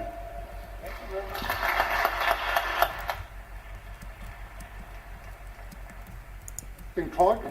And all speakers, it's quite normal to be nervous when you're up here. It's just relax, it's your time. Take your time. And the next one is Mario Behling. And is talking about Susi AI. Hello, I'm actually not Mario Behling. My name is Michael Christen. We wanted to do this talk together, but now I'm doing it alone. So I'm talking today about the nerd stream. The nerd stream is talking to a computer, and the computer will not only answer but maybe also solve a problem for you. And actually there are now a lot of devices which do something which looks similar like this. They are commercial applications, and they are meanwhile in many households. But there's no real completely open source personal assistant which can fulfill the same expectations as these devices. So that's what I'm talking about today. And because these devices are not only a nerd stream, it's also now going to saturate the families all over the world. We should do something about the privacy problem with these devices, because it happens that exactly the nerds which had this stream in the beginning are not adopting the idea, because they want to have a device which is private and keeps your privacy and doesn't talk to a cloud. So that's what we are doing, and that's what we need. We need a privacy respecting assistant framework. So this is not only a chatbot, it's a whole framework of things. And with a lot of people all around the world, we already worked about 2 years on this problem. The Force Asia community has helped a lot there, and a lot of contributions have been made to a whole ecosystem of things which addresses a lot of conversational applications. So this is such a big task to do, that we want to solve this problem not only with algorithms but also with a large community. And therefore I'm addressing you all in this talk to participate in this approach. And we have some examples where this kind of approach was very successful. One of them is the example with the Wikipedia, and the Wikipedia made it very simple to contribute. We learned also from other kind of open source projects, and we all bring this together to fulfill this big goal to create a machine which can answer to our questions. And our advantage is that a lot of dynamic web pages are now providing JSON interfaces, which we can just take information out of a lot of web pages to make skills out of it. So that's our approach. And for this we need a big ecosystem. The ecosystem looks like this. We have already a smart speaker based on a Raspberry Pi and a good microphone, but we also have all these apps, an Android app, iOS, and also a web chat application. It's not only able to answer questions with text, but also with pictures, audio, video, graphs, pie charts, and so on.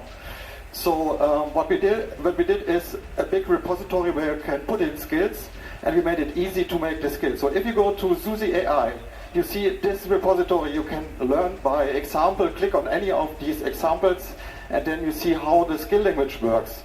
So with the skill language, we doing something similar like Wikicode. So if you want to create a web page in the past, you had to learn HTML, but with the Wikipedia it was easy to make it with Wikicode. So our code is the language of thought, and if you click on that small I on the top right corner, you get an explanation what kind of syntax you should use. So this is what we want to do, and we want to do it with a big community, and we are now at a situation where we want to reach out to all of you to help to make a lot of skills, so we can compete with these commercial applications and make an open source version which is privacy aware and doesn't get into the privacy of the people. So we have a workshop tomorrow at 4 o'clock. Please come to the Hack Center where we teach you how to make skills. And please go to Susi AI and just click around. It's a fun thing to do. Thank you.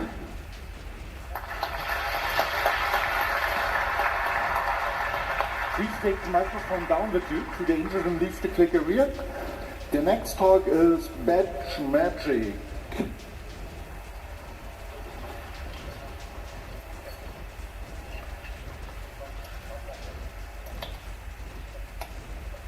Like this. Please.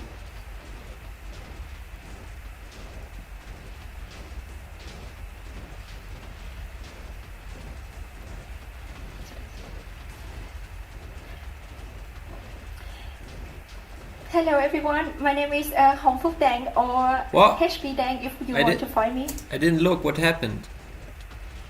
What? What is going on? What the heck? Why? How? And fuck. Online. So I'm gonna talk about What's this going on with FPS? name tag that I'm wearing right now. We call it Bad Magic. 20 So FPS. what nice. is it? It's basically a USB power LED badge. As you can see, you can access it through Bluetooth. But the funny thing is you don't need to pair your device to the phone in order to change the text. We developed an open source Android application that allows you not only to write any text but also add different effects and clip as you can even draw on the app. So just a little bit background of the project. We found this device in the electronic market in Shenzhen, China. If any one of you have ever been there, there are all kind of gadgets that you can find. And the badge came together with a very simple Android application and also iOS. It looks basically like this, what you see on the screen. It's not so nice and it's also closed source. There are also very limited text and effects that you can do, and there's a mix between different languages. Our community, we want to build something different. We want to make a cooler app, but again, the source code is not open. So some of the developers in Asia try to look into it as we plan to build something new that can send different messages and send different effects to the device. And here comes the beauty of open source. While we try to figure out what is the communication protocol that allow us to talk to the device, we found someone on the internet already hacked into this a few last year. So so basically he used a Wireshark in order to inspect what's going on under the hood. And this person was so kind to publish all his findings online. I don't know if he's here today, but if Gao Ye, Marshalling, if you are here, thank you very much for your work. Based on this work, we developed the new application that now available on Android. And also Android, of course, now you can do all kinds of stuff with this badge. And at the same time, if you want to add in new effects or want to do something more with the application, you can do so. The code is entirely open source. These are the QR code. You can scan it and get the app to your phone. And again, this project is developed by the Force Asia community. We started the community in 2009, not so long ago, only about 10 years. Ooh, so the whole idea in the beginning looking- is try to foster open source education Alright. in Asia and engage more Asian contributors to the whole Fucking open source trees. ecosystem. Bad Magic is only one of many projects that we're working on. You can find the code on the Force Asia GitHub. Our developers are actively communicate on the GitHub channel. There are also other GitHub channel of different projects.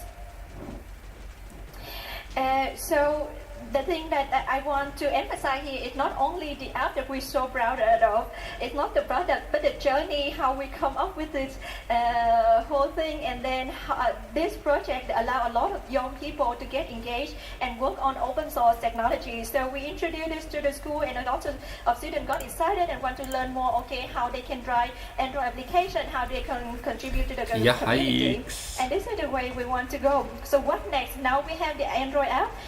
We're working on the iOS as well, and we want to add more devices into Bad Magic. We are still working on open up the hardware of this badge and create our own open firmware, and hopefully to be released in the upcoming months. If you want to learn more about us, Michael already mentioned earlier, in November in Shenzhen we organized a Open Tech Summit where we invite people everywhere to come to us. We can connect you with hardware producer in Shenzhen and learn about the open source community in Asia. We are in Potsdam every year, and in March we have the annual Force Asia Summit in Singapore, March 19 to 22nd. in Berlin, we also have the Open Tech Summit. Europe happens every year in Hammerfest. If you are around, please come join us. You can find the badge, the application online, and I also have a few here. If you want to check it out, come to me, or you want to hack it and release the hardware, come to me at the end. I will be also at the workshop of to see tomorrow.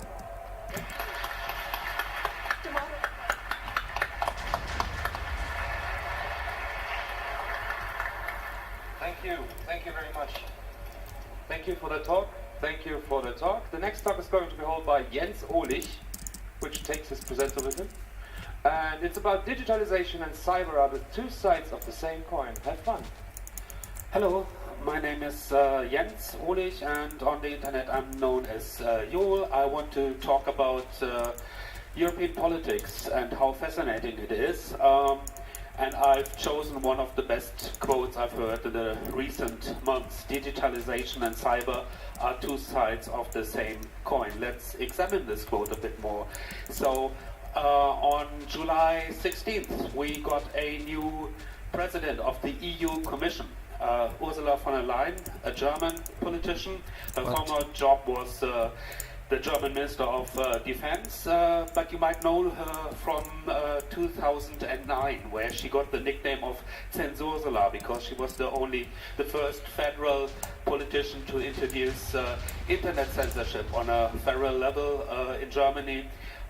It failed horribly, and some of you might have thought, wow, this really does it, this breaks it for me. I'm now doing something political significant. I'm going to join the Pirate Party.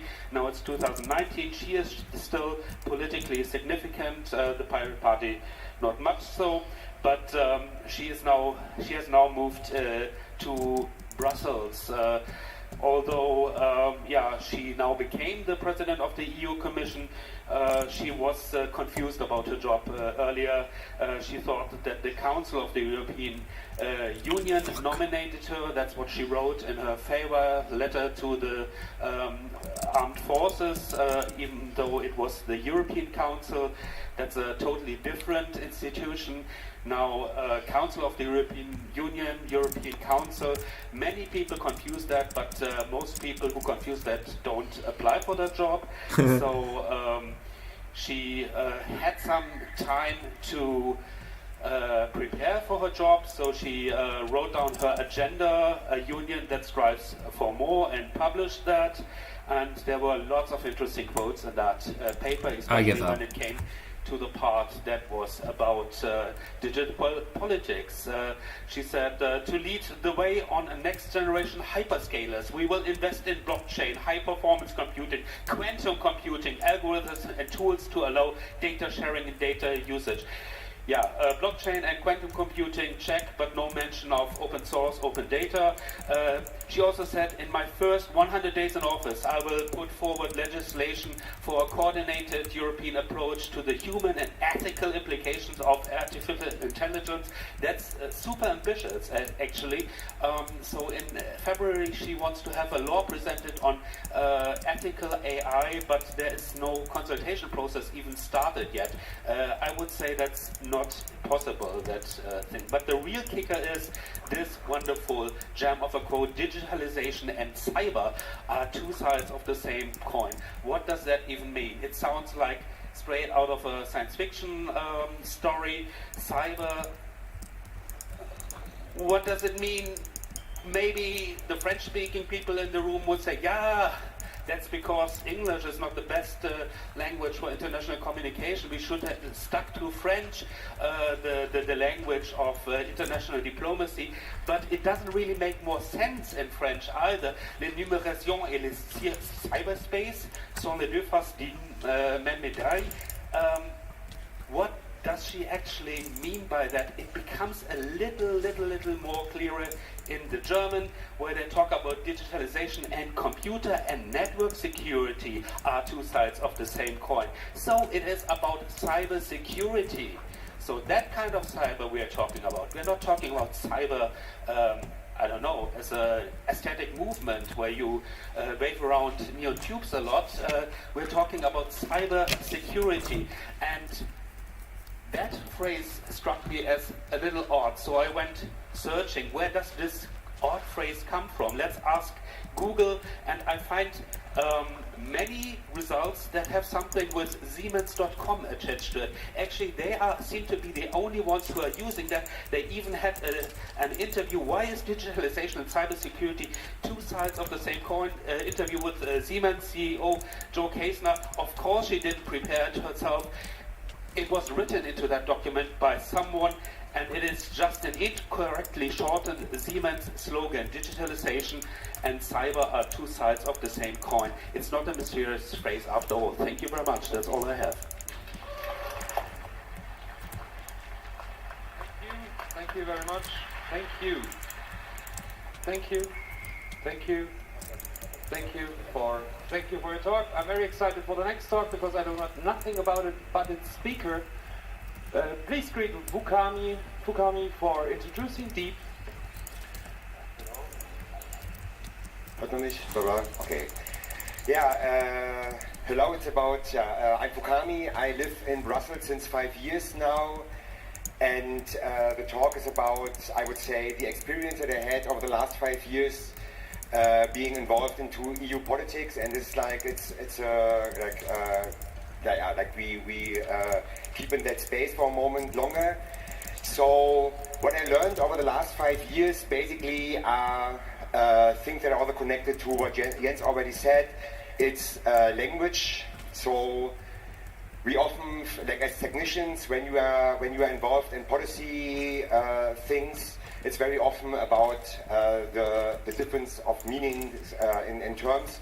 Let's say, for example, if a politician or a social scientist or political scientist talk about algorithm, what they mean is basically, like a synonym for automation, while a technician or like an engineer, another algorithm is a solution. So it's a completely different thing that we are talking about. So why does it matter? It matters because policy is all about expressing ideas. No. And trying to change the society for the good. And what I learned as a good thing in Brussels is that I have the feeling that everybody wants to do the right thing. So, yeah, Brussels. What I learned over the last 5 years in terms of influencing EU policy is there's on one hand there are a couple of groups, they are tied to especially digital rights like data protection, free speech, net neutrality, and open knowledge, or like free knowledge, and there are a couple of groups that deal with it, but when it comes to the real technical parts or more like cybersecurity or also artificial intelligence or other discussions that are more that have a deeper technical approach, it's very difficult to actually have a good conversation. And what we want to do is to get a new organization started called DEEP, which stands for Digital Expertise in European Politics. And what we want to do is to get technicians closer to the Brussels bubble, to do two things. One thing is to influence policy before it gets, before the proposals get issued by the European Commission, so being involved into the phases before this, so green paper, white papers, as well as the consultations. And on the other hand, helping educating policymakers, so not so much politicians, because politicians get elected only for a certain amount of time, but the people who actually write all the things, so it's basically the staff of the European Parliament or the Commission or the Council, and starting discussions with them and helping them to understand the gist of the technical things in order to influence the policy at the end. Right now, so we are just really in the first like phase of it, which is all about money and how we can actually get that together. And we are still in between that, or like in the middle of the discussion, because it's one thing that I also realized is that on one hand we have basically American companies in the industry lobbying with like American industry money. On the other hand, we have the civil society that is basically paid by American foundations. So that has to change, and we are discussing how to actually change that, which is a longer discussion than what is possible to do here in 5 minutes. So I'm at the About Freedom Village. My name is Fukami, and I would like to talk to you guys how to actually fix that in the future. Thank you very much.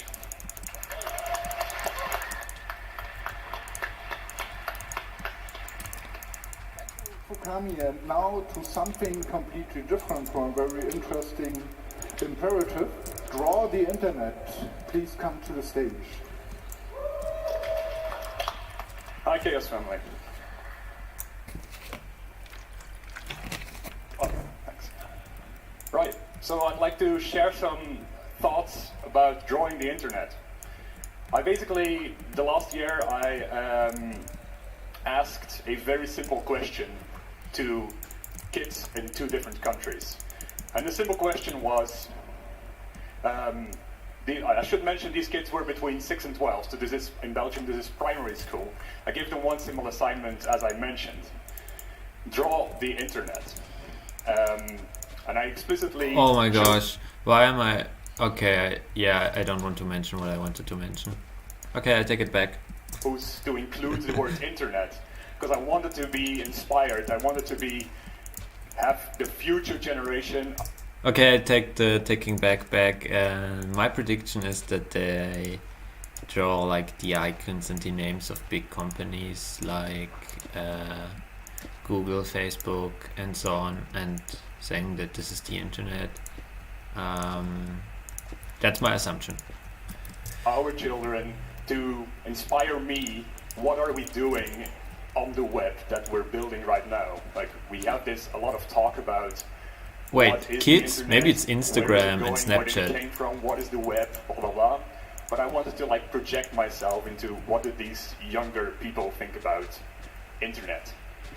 My name is Dries. You can reach me on these channels. I'm part of the Fright Camp village, and Fright Camp is a family-friendly hacker camp which we do in Belgium every 2 years. And this is very much on that ethos. The inspiration very much came from what I experienced as a co-organizer of this camp. I did a first collection of drawings, so I had a first collection of drawings from kids in Belgium. This is in winter 2018. And then I traveled to Senegal in February 2019, so pretty recently, and I did the same experiment because I wanted to know what does a cultural influence on internet perception is. And I just want to share a couple of these results now. So this is a very typical kind of thing that came out a couple of times. This reads, just like outer space, the internet is infinite. And this boy, age 12, he made a drawing of planets. So I found this infinity kind of thing is pretty inspiring, I believe. Okay. This is someone from Senegal, and you see like the level of maybe I was wrong. Abstraction is so much higher. The super interesting thing in Senegal was that kids, when you mention the word internet, the word does not really exist in their culture. But I'll get back to that later. So the level of abstraction just becomes a lot higher. A lot of colors, of course. Like the use of color, that inspired me in this drawing. This was interesting. This is a result from Belgium. Like intertangled wires. It's someone aged 7, and this is what it's in their mind when the word internet is mentioned, which I think is cool.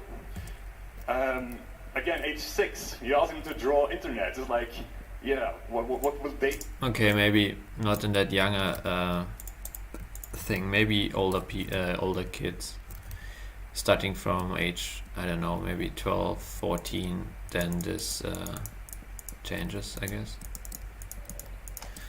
Come up with, and they tend to draw like people and connections between people. Like you see the curly lines between the heads of the people, like they're connected somehow, and then there's like a little heart, which I think is super cool and super fun. This was interesting. In Senegal, a lot of the kids, they draw devices, like, because there is like, they never, in that country, never had computers or the introduction of computers, of computing as we have it in Europe, for instance. So there it's like mobile is the default. They would draw mobile devices. It's phones and tablets, and there's like nothing else. That's their way to access this way of connecting. And what I liked about this drawing were the little dots around the phone or the tablet. I think it's a phone that was drawn here. So the little dots, for me, they meant like this like extends beyond the device. I'm not really sure whether that was the intention of the drawing, but that was my interpretation of it. This is a very typical Belgian result, where kids would draw their interpretation of YouTube or other video sharing platforms. I like the spelling of Google here, very Belgian. This was again a result from Senegal. I want to jump ahead a bit. So the first thing that we saw, like as a conclusion, what did come out of this? Like the first critical conclusion was age evolution. Younger kids would draw like super out there drawings, like it would be totally crazy stuff really. When as they grow older, their bias just gets so much more narrow, their thinking gets so much more narrow. They draw Fortnite, or they draw YouTube, or they draw Google images. So they're like evolving towards that. The last thing is that in Senegal, internet does not exist. People talk about communication and connecting, and that for me is the core message of this. Internet is something that connects us, and we shouldn't be talking about that as something digital per se. Thank you so much.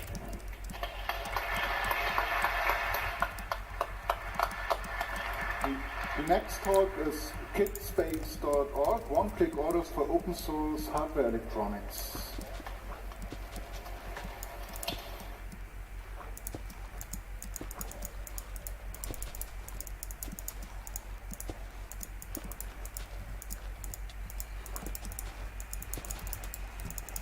Right, hello, my name is Casper, and I'm the creator and main maintainer of kidspace.org, which is a website for sharing electronics projects. Click on. Oh, did I go too far now? Okay. So, apologies, this is a PDF, and this presentation is supposed to be a website with videos, and all of that didn't work out, and it's not completely updated because I wasn't aware of and how it works at the camp. But the way electronics are made is you have a printed circuit board, and you have parts that you solder onto a printed circuit board. So you have through-hole components that kind of poke the legs through, and if this was working, you'd see a nice video of that. You have surface mount devices, and if you'd see a nice picture of that if I'd prepared better. So a surface mount is when the components sit on top of the board rather than going through. One of the best ways to do this is to get a hacked toaster oven, or one of the cheapest ways to do this is hack a toaster oven and use a solder paste and heat up the board carefully, and then your parts kind of, the solder reflows and your parts get soldered on. If you want to know more about that, check out your local hackspace. Of course, there's loads of workshops here at the camp as well to learn more about that. So the way electronics is designed is, on one side you have a schematic layout tool where you define all the connections that you want between your components, and then you have the PCB layout tool where you then actually route the connections on a physical model of your board. And loads of people are doing this, and they're sharing them freely online. You can find loads of projects online that you could try and remake. This is just a kind of informal survey that I've done of projects, and of course more and more projects are going up, and there's other sources for these as well. The problem with it is that often when you come across a project, it's kind of hard to get to that point that you want to get to of having the parts and having the board. So it's kind of, they all have different structures and some of them are more like blogs, some of them are file repositories, and it's hard to find your way around to get to the point.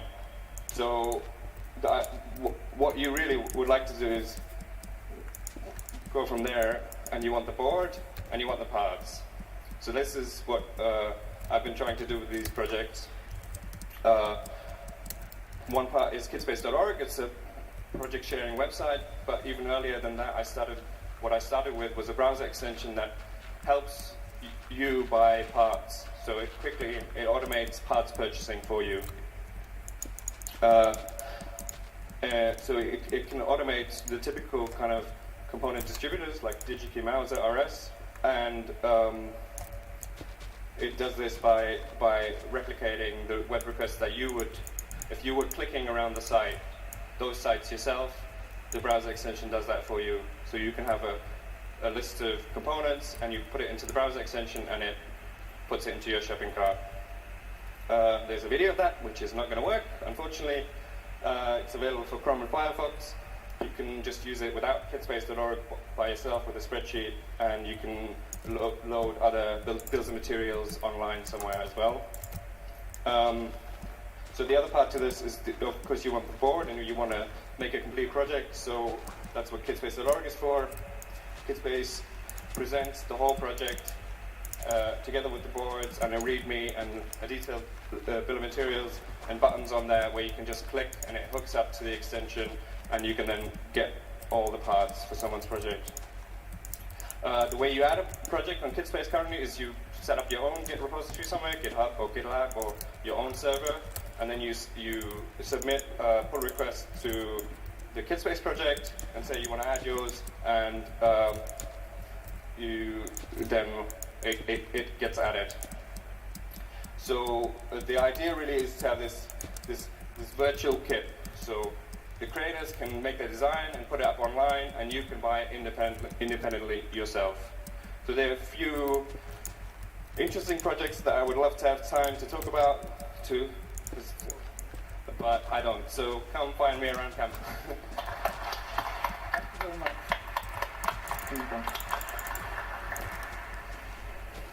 Yeah, thank you very much. We're going to our next talk. It's called Android Privacy is Not a Luxury. Please. Hi, I'm Christopher Weatherhead. I work for Privacy International. I thought you might like this talk. It's a little bit of a preview of some ongoing research we're currently doing.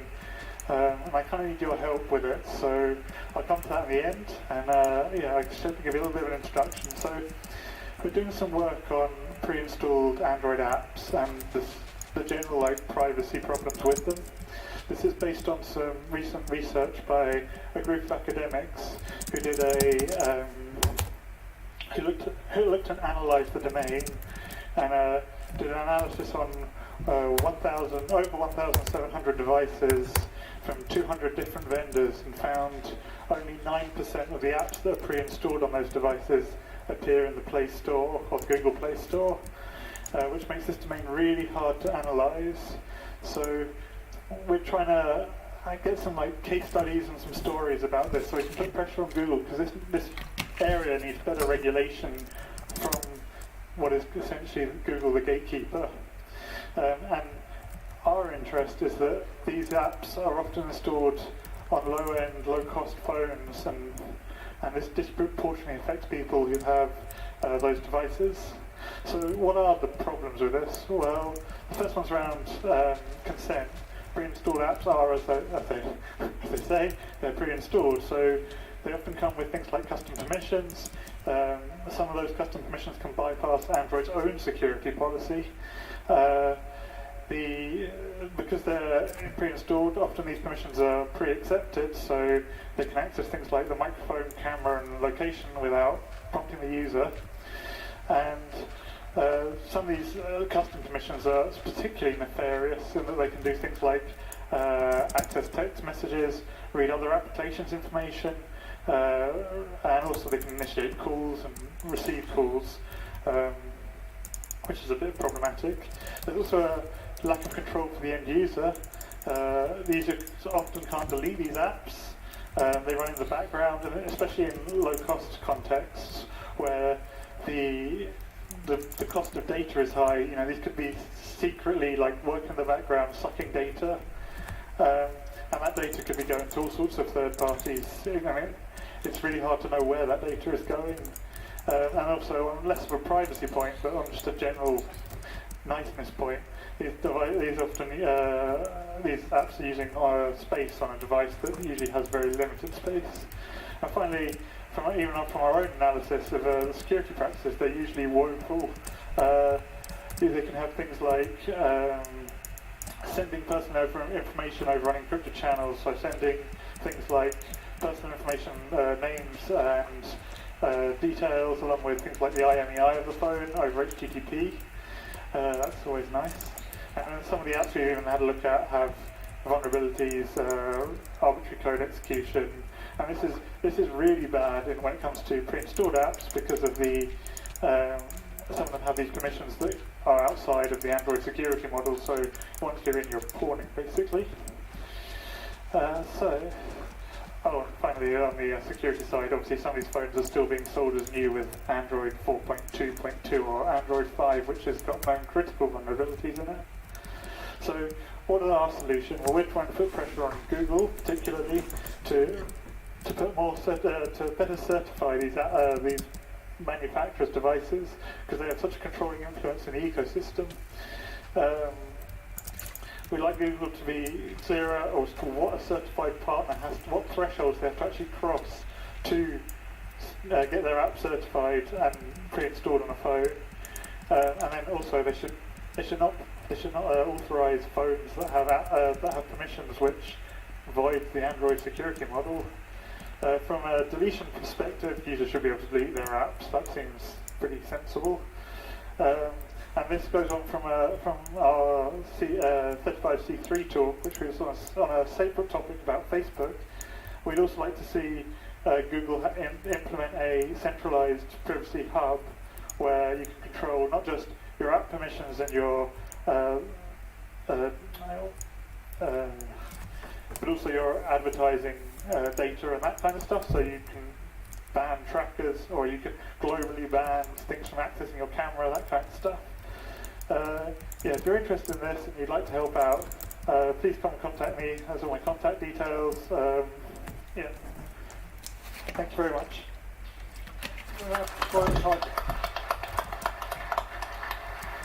And could you please leave the clicker? Thank you so much. So the next speaker up here is anarchy with OpenSCAD, making 3D objects by code. There you go. What's the speaker? Yeah. Thank you. Hello everyone, hope you're all enjoying camp. My name is anarchy. I'm a self-taught maker, and I think I got 10 years ago my first 3D printer, the Cupcake CNC machine. And since then I've been involved in the 3D printing scene and that kind of stuff. And one thing that actually has always amazed me is how many people have 3D printers, and if I ask them, hey, what do you make with it, or what do you design with it, they don't. They just print other people's stuff. And then I ask them why. Well, most people don't know how to draw, at least not electronically and that kind of stuff. Neither do I, but I do know how to code. So I want to talk about how you can actually use your coding skills to actually make 3D objects. And that's something done by something called OpenSCAD, OpenSCAD, whatever you want to call it. I have absolutely no affiliation with this project whatsoever. I'm just a fan, user of it. It's open source. You can run it on your Mac, Linux, whatever machine you have, even on a Raspberry Pi. And by using code, you can actually or take a DXF file, a 2D design file, and turn it into a 3D file, or completely from scrap create objects. So you can start very simply by saying, okay, I want to have a cube. And then you just give a command called a cube, 10 by 10 by 10, and you have a 3D cube in space. And you can see from the syntax, it's somewhat like C language based. So it's, if you're familiar with programming in Arduino or something like that, you'll find the syntax to be very familiar. And there are all kinds of other shapes that you can make. You can make a cylinder. You can actually make a cylinder with the top and the bottom radius to be different, so you get a cone. and all those kinds of things you can actually make. But as it is a programming language, you can actually do operations with these things. So I can take that cube, and I can take that cylinder, and by putting a difference command around it, it actually always first draws the first object within the difference command, and anything else than what I specify, it actually subtracts from it. So I end up in this case with a cube with a hole through it, and whatever other objects I add within that difference command, it starts subtracting that. One other method that you can actually draw more complex shapes, something that I actually use a lot, is I can put, for instance, a few cylinders in a particular order. So I'm using the cylinder command here, and I use a translate command to actually place it somewhere in space. So a particular order, in this case, like a triangle. Now I have these 3 cylinders. By just simply putting a hole command around it, it makes a 3D object of that outline of that shape.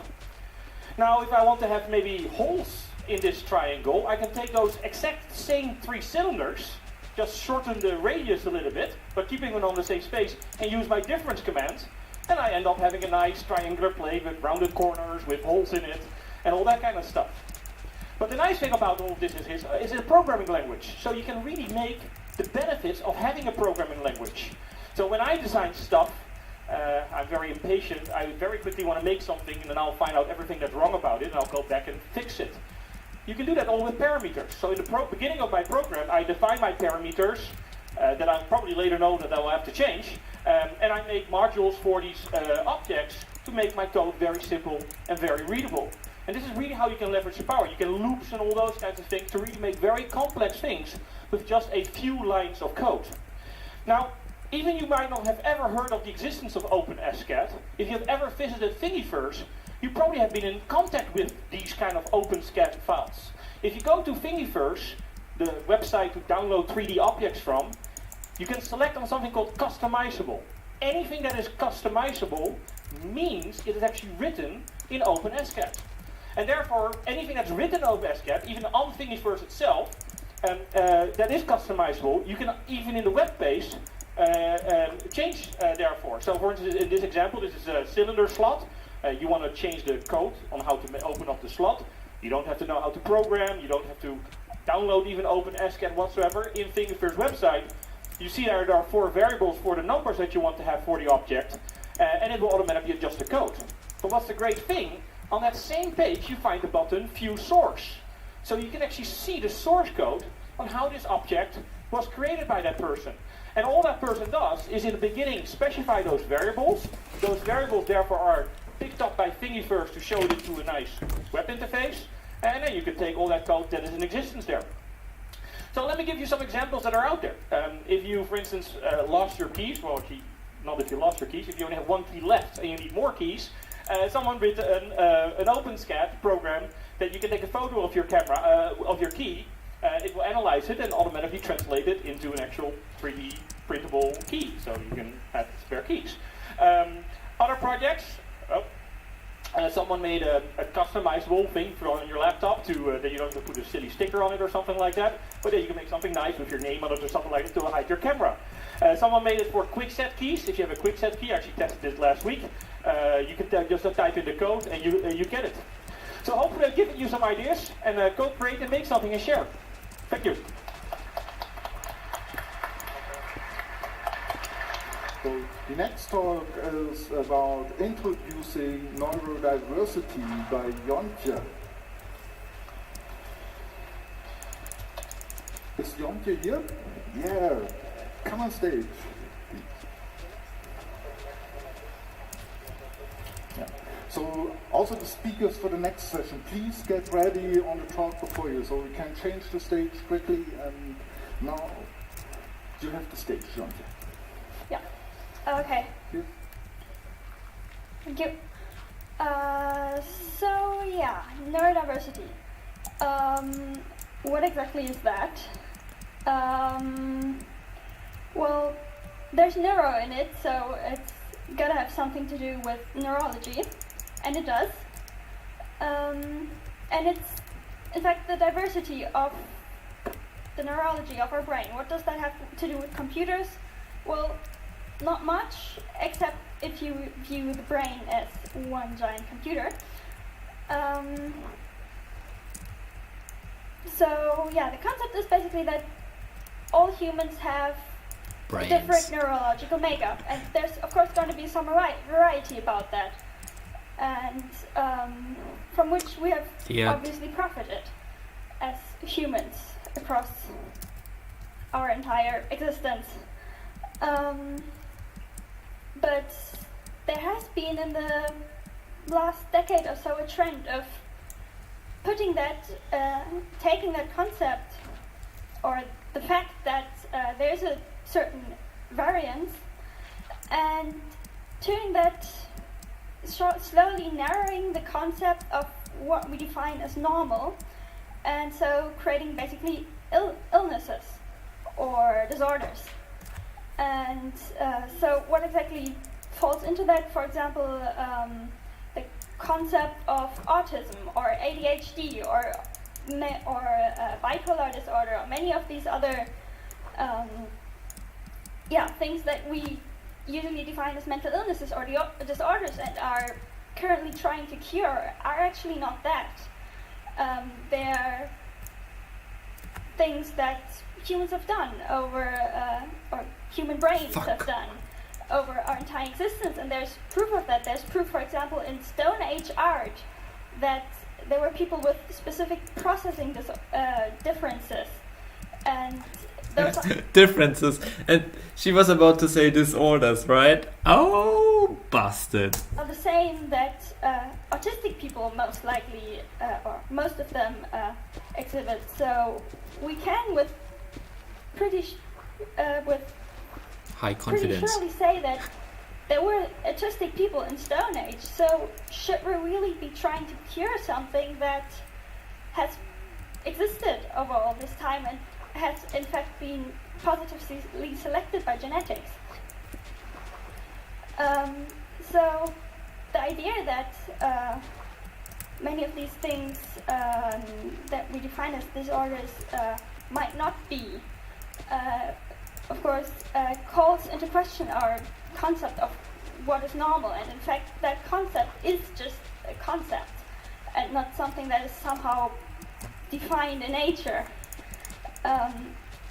and that doesn't necessarily invalidate the experiences of people, of autistic people or ADHD people or whatever, but it defines how we treat them. And it is, the concept of neurodiversity is related to the concept of, to the social model or concept of disability, which means that some things that are disabilities in our current culture are only disabilities because our culture is built in a certain way. So for example, being deaf or hard of hearing is only a disability, and some deaf or hard of hearing people do not define themselves as disabled, because we talk with speech and we need to hear it. And in fact that has not always been true. Many linguists now think that the first language, that when humans first started to... Well, let me make a bold statement here.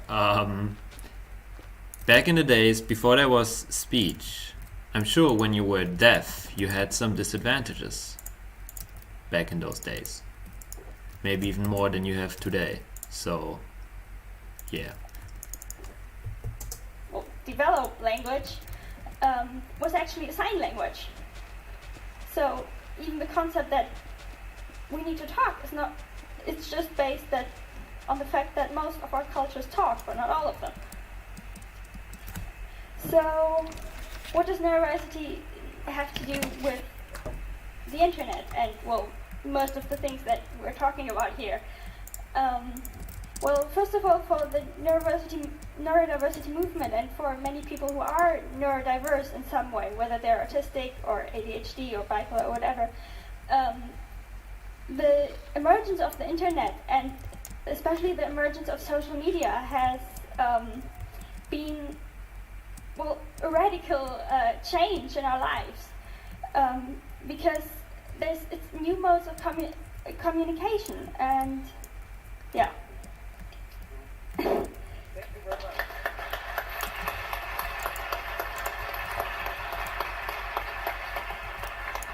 next talk is coming with AI-powered robots in real life by How.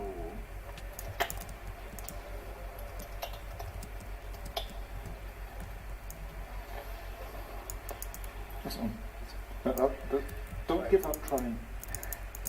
Just.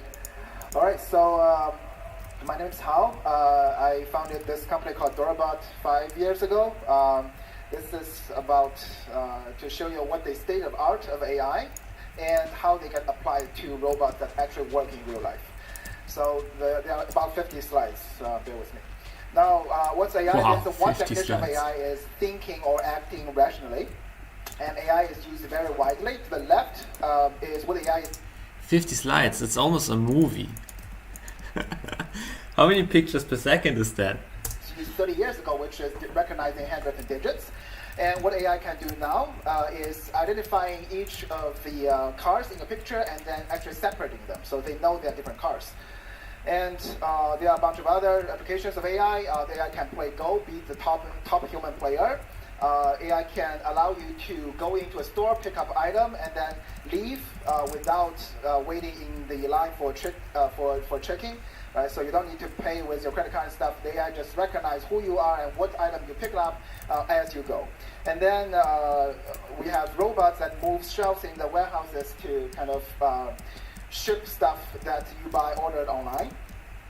And AI can recognize stuff in the video, whether or not this part of the video is a car or is a human. AI can recommend you similar products that you've searched for. Can tell you where you should drive on the map, right? Can fetch a cup of coffee for you, operate a coffee machine, and can generate, different kind of synthetic or generate or replace a face of a character onto another one that you cannot distinguish as a human. Can synthetic new faces based on source pictures.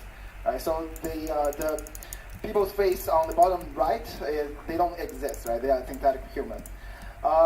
This is my favorite. AI can actually beat human StarCraft player already by just, these are the visualization of how the neural network works. So if you're interested, the slide is online. There's a reference book about AI. And a robot is a machine that can carry out physical tasks, basically. And there are just differences between the robot before versus robot now. Basically, robot nowadays with AI equipped can work in more unstructured or dynamic environment versus the robot before can only work in structured environment that's programmed. Now, previously we do 2D vision, now we can do 3D.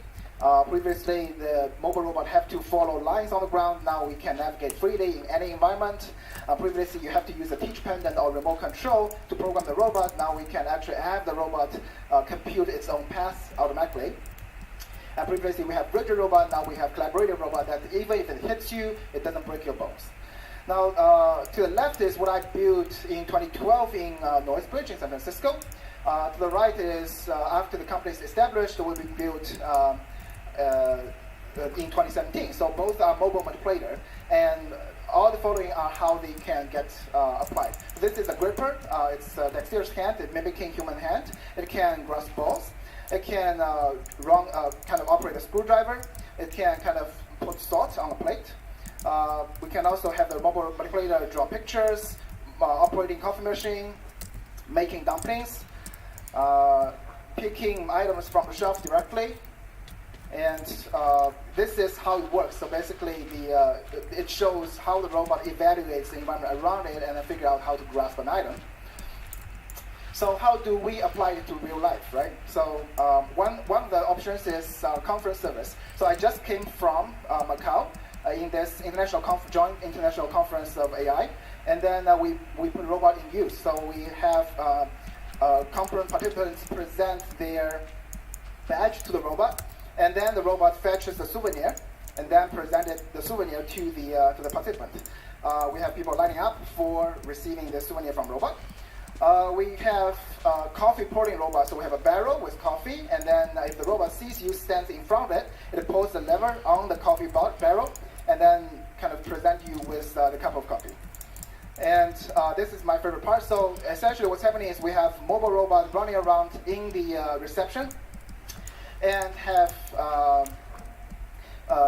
So we have them serving drinks, but then they soon become garbage collection robot because people just put plates on them.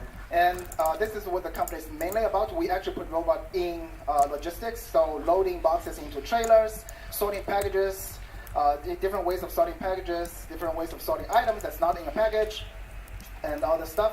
And then, yeah, so if you are interested, talk to me. This is my contact. Thanks. Thank you very much. Dear audience, I'm a very shy guy and don't like to interrupt people. That's why I need your help.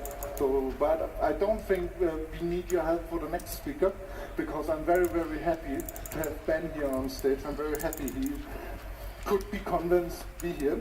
The next talk will be in German. And it's Ben, 10 Jahre Doodle an der TU Dresden, ein Resümee.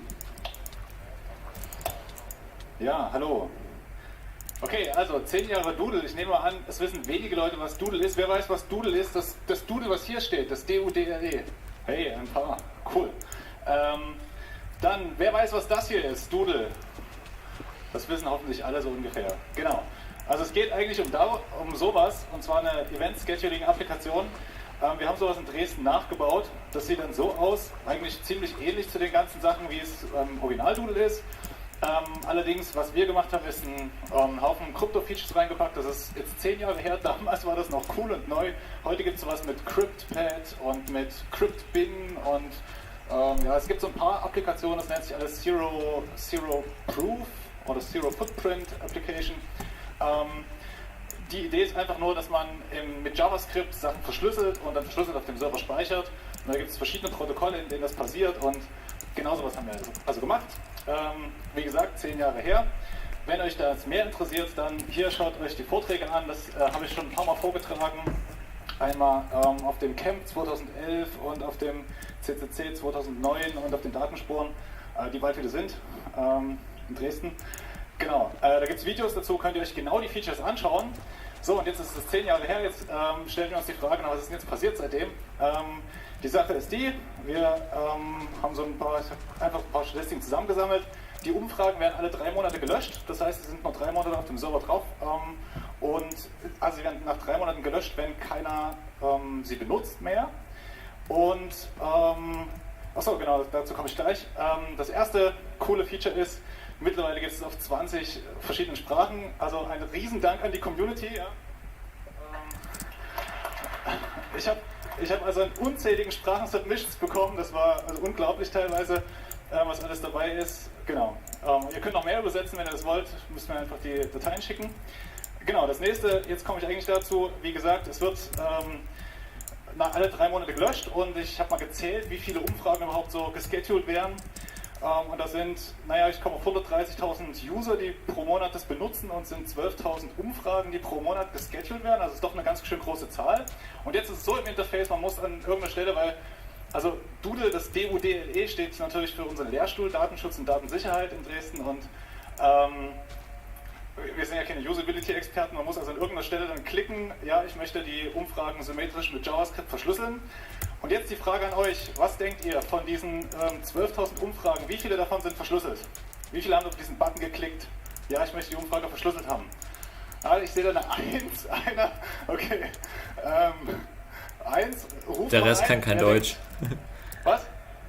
10% höre ich da? Okay, also 30%, ja. Achtung, ich klicke mal auf den nächsten. Achso, genau, hier nochmal die Frage, ja, wie viele waren das? Naja. Okay, was lernen wir daraus? Na? Wir brauchen Security by Design und Privacy by Design, das funktioniert anders nie. Also wenn ihr die Leute benutzen das, weil sie denken, hey cool, das ist ja verschlüsselt, alles toll. Aber weil wir die Features erst danach eingebaut haben und das erstmal getestet haben und dann haben wir es nie wieder geändert, dadurch ist es ja, so wenig geblieben. Aber gut, so ist das. Genau, jetzt habe ich noch ich habe noch genug Zeit, ich habe noch so ein paar Fun Facts vorbereitet, eigentlich 2. Das erste, ich hatte es ja schon gesagt, hier solche E-Mails hatte ich öfter bekommen, insgesamt einige. Ich benutze gerne Doodle und möchte gerne was zurückgeben, deshalb habe ich eine Übersetzung angefertigt. Und so sieht das dann aus. Use this option if you see the characters in parentheses. benutzt die Option, wenn sie durch Zeicher in der Klammer sehr kennen. Ich kann nicht so gut Schwäbisch. Habe ich noch nicht eingebaut, aber das kommt noch. Genau, das nächste ist, wenn man eine Umfrage löschen will, damit man sich dann nicht ins Knie schießt und nicht versehentlich den Button drückt, muss man erstmal sowas eingeben. Ne? Also hier muss man eingeben, yes, I know what I'm doing, in das Textfeld einfach reinschreiben, damit man auch sicher die Umfrage löscht. Da gibt es ein paar Strings, zum Beispiel, please delete this poll, I'm aware of the consequences und so verschiedene Sachen. Und klar, wenn man sich vertippt, dann löscht er die Umfrage nicht. Na, also wenn man bei I hate these stupid entry fields eingibt, I don't like these stupid entry fields, dann zeigt er an, ja, dass es nicht geht. So, Achtung vor solchen Features, ich habe diese E-Mail bekommen, die lasse ich einfach mal stehen, weil die Zeit ist eh klar rum.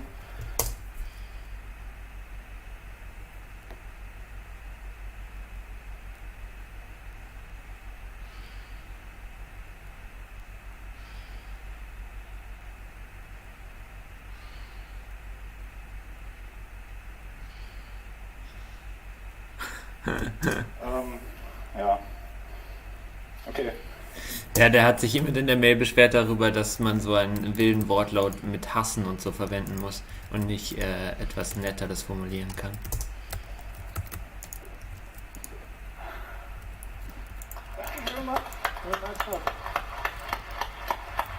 Also, die ging dann über die Pressestelle an den Prof und der sollte sich rechtfertigen vom Rektor, warum er solche Wörter benutzt. Das war schon Spaß.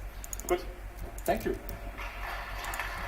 The next talk is Gemeinnützig is also in German. It's Software entwickeln by Mo.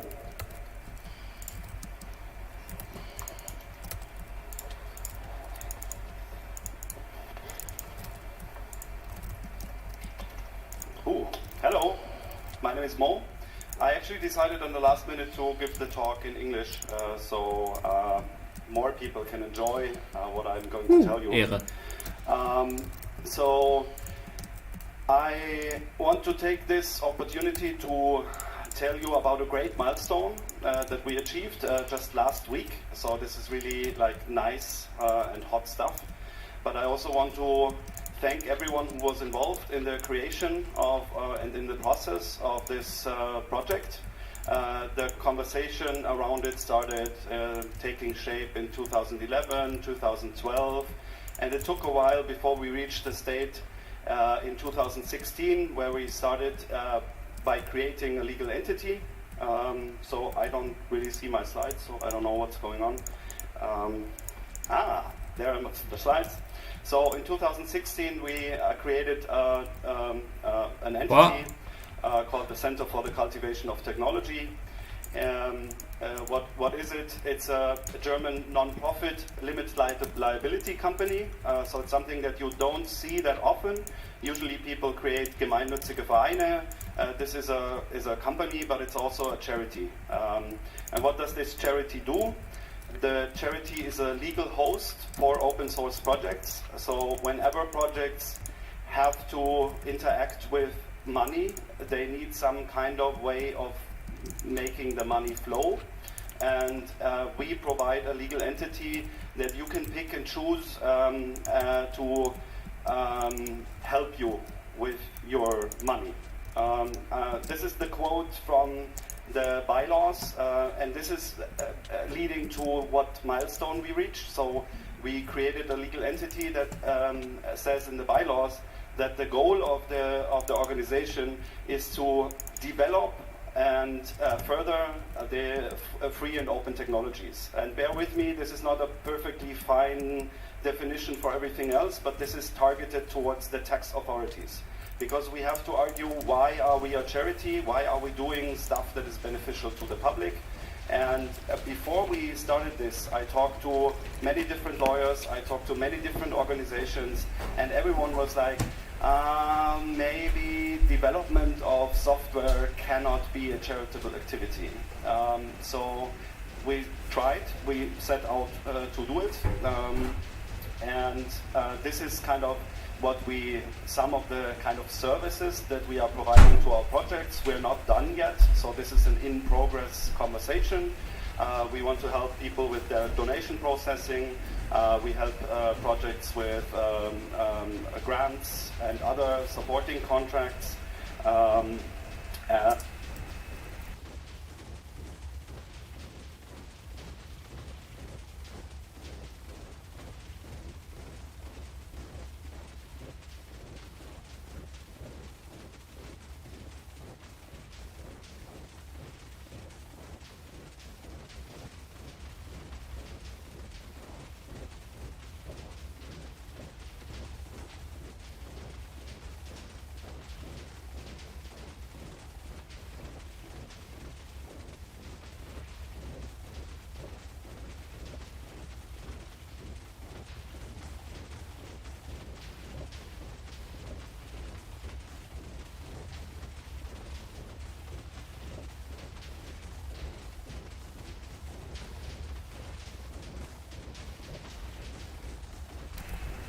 But we also look at the side of, okay, there's money coming into the project.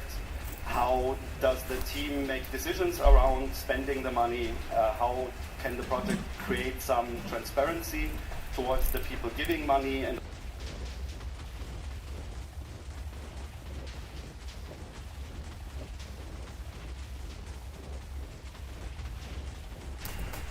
it's the team itself. So that's a big part of what we're building, is kind of a management platform for similar organizations. They might be in completely different spaces. They might be around political activism or other fields where you want to share a legal entity across many different projects. We started in October 2016 to register the entity. So the first business year was October, November, December 2016. In 2016, we started slowly doing stuff, but the real first business year was 2017, and this was a crucial kind of a phase because how the tax authorities evaluate your charity status is based on previous activities. So they look into the past, you finalize the full year, you submit the documents, you submit an annual report explaining what you did, and then you wait. And this was the phase the past months. We submitted a while ago the 2017 filings, and you can see some numbers here. So in our first official business year, we already had 800,000 euros in money coming in to projects that we host. We spent 142 kilo euros on employment, so we can provide employment for people in case they want that. And we paid 149 kilo euros to contractors that develop software. And this is the achievement, it's the confirmation of our charity status. Thank you. So the next talk is going about digital climate strike. It's held by Blip. Is Blip here? Please come up to stage. I should have built that out of obsidian. Clicks it.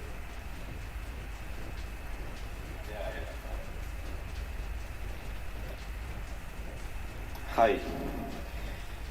We are in the midst of a climate crisis. We can no longer call it just global warming. It's a fully fledged crisis. Temperatures rise, huge areas of ice glaciers have melted already. Species get extinct, insect populations decrease. Our ecosystem is experiencing huge harm. And for us humans, this is dangerous, not just for the animals and the planet, but also for us. Areas will get inhabitable, new illnesses will rise with the rising temperatures. The reason for all this has been known for decades and is confirmed by scientists. We have been and still are emitting too many greenhouse gases into the atmosphere. We are just burning too much fossil fuel. Too much oil, too much gas. We have been, some insects still live on my arm, so that's a good sign. We have been externalizing costs on the environment for too long. And science shows that we cannot continue like this. We need to be carbon neutral by 2025. This is in almost 5 years. Individual actions are not enough to change this. We need large-scale change. We need governments to change policies. Fridays for Future, Extinction Rebellion and other organizations Okay, the next tree will kill next us. international climate strike on September 20 this year. This is in a month. Please go participate in the strike, go out on the street, tell your friends and family and co-workers. And now finally coming to what you can see on this slide. That's not. Wait, Please did it kill consider the? joining the strike. Oh, interesting. It killed the upper machine, but it saved the lower one. I didn't know that such things are possible. Physically. Well, but then I will die quite fast. On the internet, if you run a website or a blog or a social media profile, consider blacking out or greening out your website, display a different avatar to raise awareness for the International Climate Strike Week that will start on September 20 and continue until September 27. You can find some resources on these 3 internet websites I put on my slide: shutdownforclimate.net, shutdownforclimate.de for a German version, and We almost reached the highway, so 500 blocks approximately. I think it's more like 400.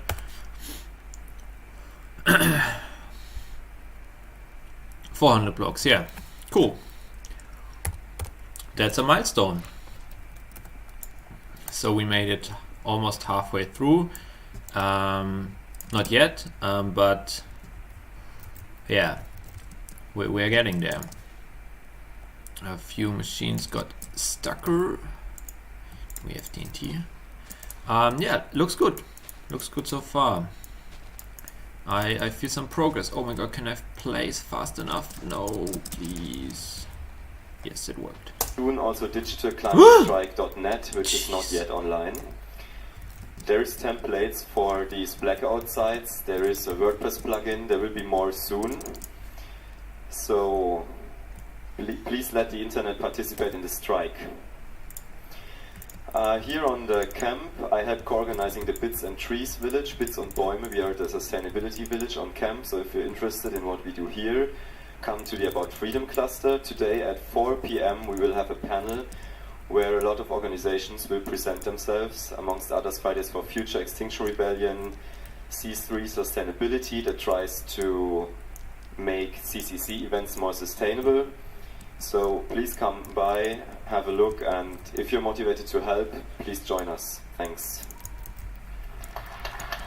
Why is it always raining when I try to burn forests? Next call I can tell you why. Because it's always fucking raining. Ah, shit. Open Science and Open Robotics, the Pocket Science Lab.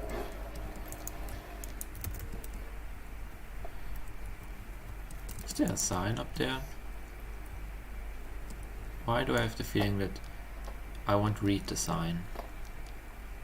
Burn. But I'm quite curious now. Can I still make it? Yes. Oh, it's the highway sign. Oh yeah, that one. Yeah, I'm going to talk about Pocket Science Lab. Some of you might know it already. It's an open hardware device, and since recently you can also use it for robotics. The whole story of the Open Pocket Science Lab started in 2014 when Praveen came to the FOSS Asia Summit at that year in Cambodia. We ran it at that time in Phnom Penh, and he introduced the idea of an open hardware device for experiments, specifically for physics. So the first versions of this open hardware look like this. It was the Arduino Uno form factor, and we continuously developed it. Later on, it got this size that we also use today. So today it also supports Bluetooth. You can attach a Wi-Fi module for the ESP8266. There are many small enhancements. Recently, we even achieved to attach more digital pins, for example, so you can run more devices at the same time, and more sensors. So this is how it looks like. It's developed together with the FOSS Asia community and Open Tech in Germany. We produce large batches in Germany and in China, so we try to also make it sustainable and available for everyone. There are many useful instruments on it, components can be attached by pins. We have a desktop app, we have an Android app, and you can build your own apps. We support standards like the UART standard. How it works, you connect it here through an app, for example, on the mobile phone. There's a USB connection, and you can power the device also through your mobile phone. Then you click on these apps so they are instruments inside the app that you can access. For example, an oscilloscope, multimeter, logic analyzer, wave generator, power source, accelerometer, barometer, compass. You can attach a lot of sensors. Any sensor that runs with Arduino will also work with us, and we are adding more and more sensors for gas, for example, pH meter, and so on. So this is then how the oscilloscope looks like. You see different waves, or for example the power source. Here's the multimeter, wave generator, and logic analyzer. You can create digital waves with digital instrument or with analog instruments. And recently we introduced this instrument. Is actually not to read, it's actually to control servos, so small motors. You can have 4 motors, and you can draw here which angle you want, and then drag and drop them into a timeline similar to a video editor. So this was really cool. We ran a workshop here in Shenzhen a few weeks ago. Actually May 8, and you see people really get excited and want to build it, and there's a small robot on the table that they try to control with it, so that's really something new and cool.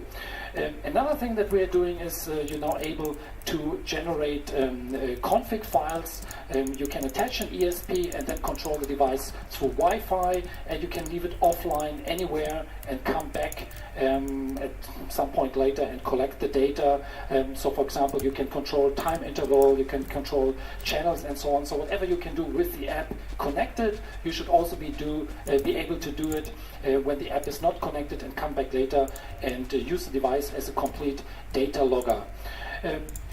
Here are a few specs for the experts in the room, and there are always a lot of questions. You can find them also on our website. So it's, for example, the first question is always how many channels. So we have 4 channels, and we have 2 MSPS. So if you use several sensors at the same time, of course you have to, it's not like every device can have this kind of access. You need to separate this. So the bottleneck here is basically the USB connection. If you use Wi-Fi, actually, we can also talk about making it faster, making the bandwidth wider, and so on, but it wasn't needed so far. How can you get involved in the project? So the whole project is open. It is free and open, so please join us.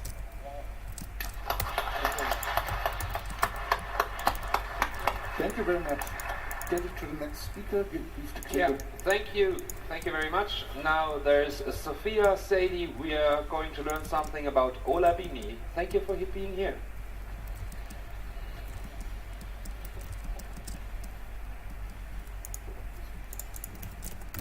Okay, thank you. Hello, my name is Sophia Selli, and I'm the partner and colleague of Olabini. And today I'm going to talk about him because he is unfairly persecuted in Ecuador, which is my home country. And he was illegally detained, and right now he's under investigation for the alleged crime of hacking into computer systems. So the first thing we're talking about Ulavini is actually asking ourselves who is Ulavini. So Ulavini is a software developer who many times have participated in CCC. And he mainly works right now on security, cryptography, and privacy, developing software to enhance privacy and security and cryptography, but also on the research in cryptography itself. In the past, he was also a collaborator into several programming languages, especially with the JRuby project, but he has also been around collaborating with other security projects like the Tor project, Enigma project, the Let's Encrypt project, and right now what we are leading is the version 4 of the off-the-record messaging protocol as a cryptographic protocol, but also its implementation. Right now, as I said, he's illegally detained in Ecuador with the alleged crime of hacking into computer systems, but actually it seems to be not actually the crime that he committed, but even the EFF have actually concluded that he's not really detained or investigated because of some crime that he committed, but actually because of some political reasons. Basically, the political reason seems to be that he's a friend of Julian Assange, and as we know, my country, Ecuador, has expelled Julian Assange from the embassy, and ever since then there has been some persecution against Ulavini ever since then. So yeah, the next question, of course, that I already talked a little bit about, why is he detained? So how all of this happens is the first question prior to answer the main question. So how all of this happened is on 11th of April, the day in which Julian Assange was expelled from the embassy in Ecuador. Ulavini was actually detained in Ecuador when he was at the airport. There was actually no real charges when he was detained. He was just detained because they wanted to detain him. There was no charges, and apparently, as I said, the only reason why he was detained is because of his friendship with Julian Assange. Over the period of his investigation and detention process, a lot of human rights violations has happened. As I said, there's no real charges, so that's a human rights violations. He didn't have any access to his lawyers. There was actually no presumptions of innocence. He was actually guilty ever since day one that he was actually detained. He lived in awful cell conditions because he was detained for 72 days in a Latin American prison. And I don't know if you have ever visited a Latin American prison. It's not the best cell conditions. He was actually living there for 72 days. There's an absurdity of actually being him in the preventive prison because actually there's no reason, if there's no real charge where a person should be in preventive prison. To justify its preventive prison, the Ecuadorian government had actually shown his devices, his laptop, his USB drivers, his YubiKeys as evidence that he was actually trying to hack into some system. And as we know, as people who actually attend the CCC, that's actually very absurd because we all have a lot of devices and that's no evidence that we commit any kind of crime. As evidence, the Ecuadorian government has also shown that he had a lot of English books regarding programming, and that was actually something that they show as evidence. What the fuck? So what's the current state? As I said, he was detained in a Latin American prison. He was in prison for 72 days. After we did an habeas corpus, he was actually released, but that doesn't mean the persecution has stopped, because actually he's still under investigation for at least 132 days. 32 more days was added into his investigation because they decided to link someone else to his case so that political persecution can continue. So why should we care? Because this is actually that can happen to anyone who works in the area of research. We work in the area of research of privacy, security, and cryptography, because this is a misunderstanding from any government on the type of field work that we do. Because it actually makes our field look like we only do some crimes, but not the kind of research on actually protecting people and protecting human rights. So that's why should we care. So what can you all do as a community? You can retweet with the hashtag FreeOlabini. You can also donate in a GoFundMe page that I didn't put here, but if you want to know exactly the page, come talk to me. You can visit the website freeolabini.org. You can talk about it and you can engage in any kind of way possible. International pressure is something that can definitely help in this case. And with that, thank you very much. You can follow me on Twitter, and if you want to know more information, you can find it under that Twitter, and we will probably do a session on one of the workshops someday, so we'll put on my Twitter profile if you're interested. Thank you. Thank you very much. Please use the clicker here and bring the microphone down. So the next talk is Daniel Grahl with securing server-side scripting.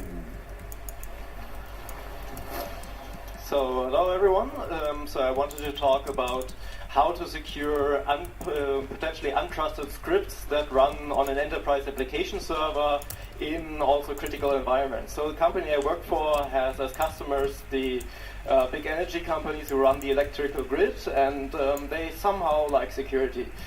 Even though they want to do something with the loads of data they produce, so they need some very sophisticated reporting things and want to plug in as deep as possible. So they actually require access to internal API of the Java Enterprise application server that we run.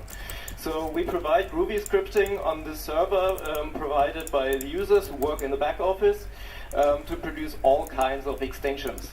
So what they typically do is something like this. So you iterate through all the dates of the last month, get some data from the internal API, and do something sensible with it, like checking whether the measurement is below some limit or so.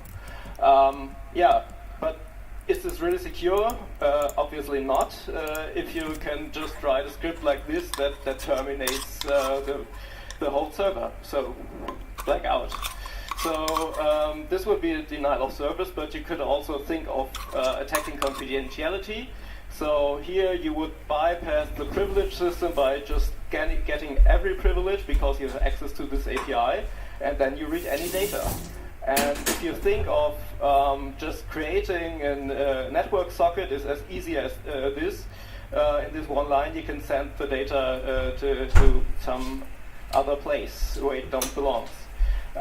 You could also think of the other way around, manipulating data, attacking integrity. So like here, setting some value to 1,000 times the limit. Okay, looks not so scary, but if you remember, I said this software is potentially running the energy grid of Germany. So this is blackout for everyone. Not so good. So the idea is to restrict to a secure API where we know that all classes and methods are to be used are really secure and safe, and we cannot bypass authorization. So, but how to do this? So the user could still access the full API. And the idea is to use a library called Groovy Sandbox. So essentially it allows you to restrict the runtime, what kind of imports you use. But then you ask, imports, so why do I need this? So I can do everything at runtime. Everything's evaluated at runtime if you run such a script. So for instance, you just assign a variable and you can't efficiently detect this statically. So you can also use some shortcuts, some convenience methods. And the only solution can be to intercept everything like this at runtime. So the idea is that this Groovy Sandbox library allows you to attach interceptors at runtime that intercept every method call, array access, object creation, etc., etc. And then you would check against the whitelist of allowed classes and methods. And at best you also blacklist what's not to be used ever, like using a class loader or opening network sockets or so. You also have to consider a lot of hard cases that convenience methods in a language like Ruby brings. Like for instance, you can just convert some string to a process execution. So in this one-liner, you could just start an additional web server. So you have to consider these kinds of vulnerabilities too, and also you have hard cases where you have a script that just runs forever. And what to intercept here. So there is no method call, there is no variable access, nothing at all. So the only possibility here is to put this in a further sandbox, run it in a separate thread, and kill that if it takes too long. So how do you kill threads in Java? I'm not sure. So the thing is, there's this one method that has been deprecated for over 20 years, and all guides on how to do Java programming say don't use it. But this is actually the only thing to do to kill something that is just not responding. Okay, thank you. If you have any more questions or ideas, you can talk to me. You can reach me by mail or here at the camp in the village, taking business route. Thank you. Thank you. Thank you. Thank you. The next talk is going to be held by BMC Fun and is handling the topic of documenting proprietary BMC hardware. Have fun with that. Hi, I'm going to talk about BMCs. What are BMCs? It means baseboard management controller. It's a bit of a weird name, but it's the server inside your server that controls things like power on, power off, keyboard, video, mouse, and serial over LAN. And often it has direct memory access to the host system, so to your server, which runs applications or whatever, and should usually stay secure. So it has a lot of power over the system. Like examples include ILO from HP Enterprise or iDRAC from Dell. This kind of thing we're talking about. The security is usually a bit questionable. You have web servers in there doing string copy and scanf without a limit, that kind of stuff. And IPMI, the most popular protocol used to access BMCs, is kind of designed in the 90s, and the authentication is a bit questionable by modern standards. So usually, you know from SSH there's public key authentication and stuff, and I don't think that's in IPMI. And usually the firmware for BMCs is proprietary. Sometimes there are open source parts in there. Often there's Linux in there, but everything else is usually proprietary. So a year ago, I decided to do something about this, and I got myself this board. It was cheap, and it has an ILO chip in the middle. There's a lot on there, but this interesting part is in the middle. That's a custom chip from HP, which implements all the ILO functionality. It's an ARM SoC, so you can just use GCC and put code on there. And fortunately for me, the bootloader is not signed, so you can actually just write your own code on the flash, and if the code is kind of correct, it will run and do things. The bad thing is HP doesn't provide any documentation for how the ILO hardware actually works. So I can't just go on and port Linux because I don't know how the hardware works. So I started to document how the hardware works with a bit of a reverse engineering, poking bits. There's now on gitlab.com/bmcfun a repository with some documentation. It's enough to boot Linux, so I have timers and the serial port and Ethernet also, which is useful. But none of the really interesting stuff like how you control the host, how you do power on, power off, and all that. And there's still a lot to do. I need more documentation for all the interesting peripherals in there, which would be needed to make this actually useful. You can port your own operating system if you're interested.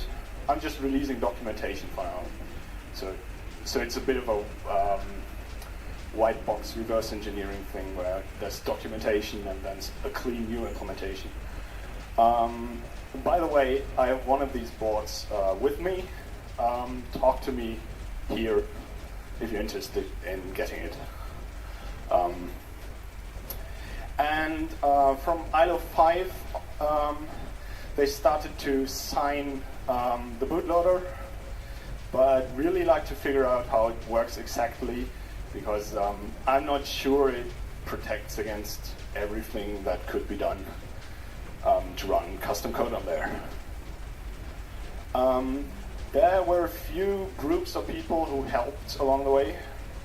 Airbus and Synactive released interesting research on vulnerabilities in ILO. The OpenBMC project showed that it is possible to run a BMC with fully free software. Ghidra, the disassembler and decompiler, helped a lot. And thank you for listening. Go to this URL if you're interested.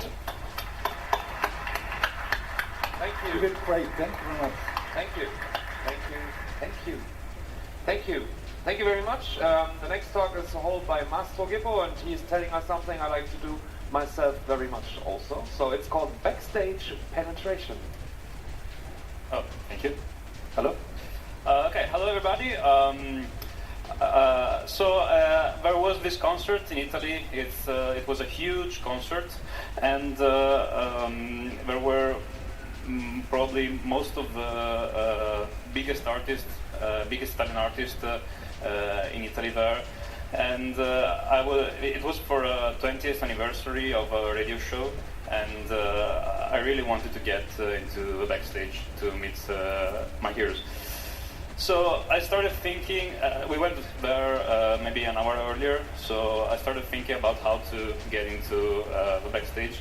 There was a lot of security, so I started thinking about how to get a badge. So I started taking picture with my brand new phone with super zoom to try and take a good picture of a badge, and maybe print it later.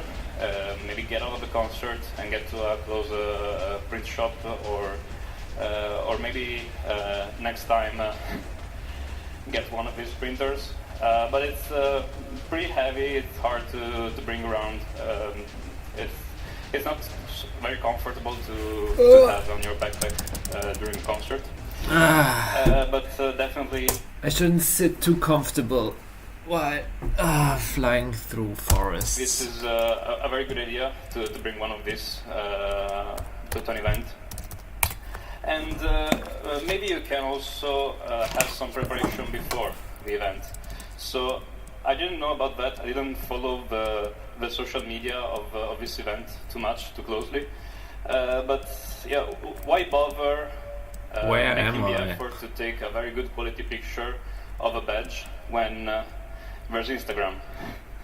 So thanks to this artist, or maybe even thanks to this all areas friend that posted this about 2 hours before the concert started. So you just have to bring a laptop, maybe scan some social medias, and you will get a badge, and then go somewhere and have it printed. But we didn't have the time. We didn't want to go to the effort to crop it, to prepare it, to print it. We also had almost half an hour before the concert started. So we started looking around, and well, basically this is the how it was configured. There was a main stage, and there was a big rail holding back all the people, and at the sides of the rail there were security guards looking at the badges to decide who'd let in and who cannot let in, cannot be let in. And these security guards are third parties. They are not from the same organization of the concert, so they don't really know which badge is this night or whatever the event is. So they need something to check them against. And on this rail, there was an A4 paper, piece of paper attached with the picture of all the badges for them to easily compare. And of course, you can just take it and rip apart one of the badges. I decided to be an artist, both because I was kind of a con artist, and because it didn't. There were many artist badges around, so they couldn't know everybody. And also, I used a piece of string from the gadget they gave away to make a necklace. So this was my badge. I didn't have knives or anything, so I just cut the paper and fold it on the back. And yeah, this is it. And I mean, so I got in. I met my favorite artist. Wait, no, I didn't listen to the talk. For them to easily compare. And of course, you can just to dying is so go distracting. to the effort to crop it, to prepare it, to print it. We also had almost half an hour before the concert started. So we started looking around, and well, basically this is the how it was configured. There was a main stage, and there was a big rail holding back all the people. Fuck! Oh man, who?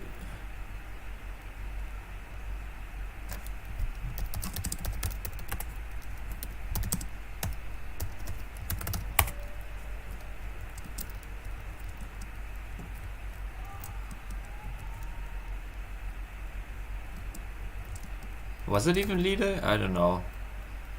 Oh man, I'm so poor. Ah! And at the sides of the rail, there were security guards looking at the badges to decide who'd let in and who cannot let in, cannot be let in.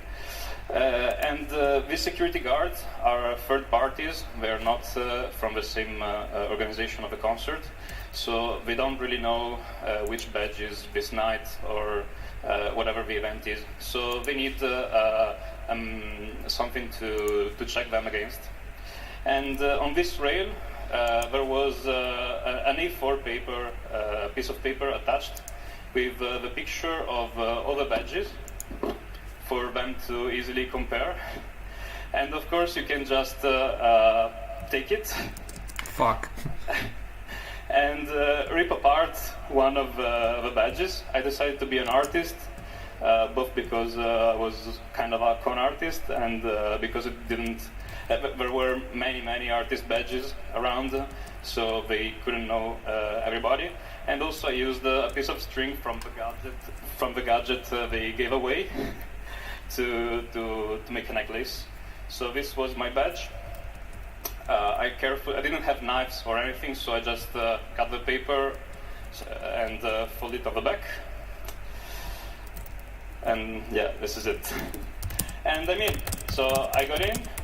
I met my favorite artist, showing proudly my fake badge. And I'd like to give you some takeaway, some ideas that I got from this. So the most important thing is to look around, to learn how people behave, to understand what everyone is doing, to see how they are interacting with the security, and mimic what everyone is doing. There were three important things. The water bottle. Everyone in the concert couldn't have a water bottle with a cap on.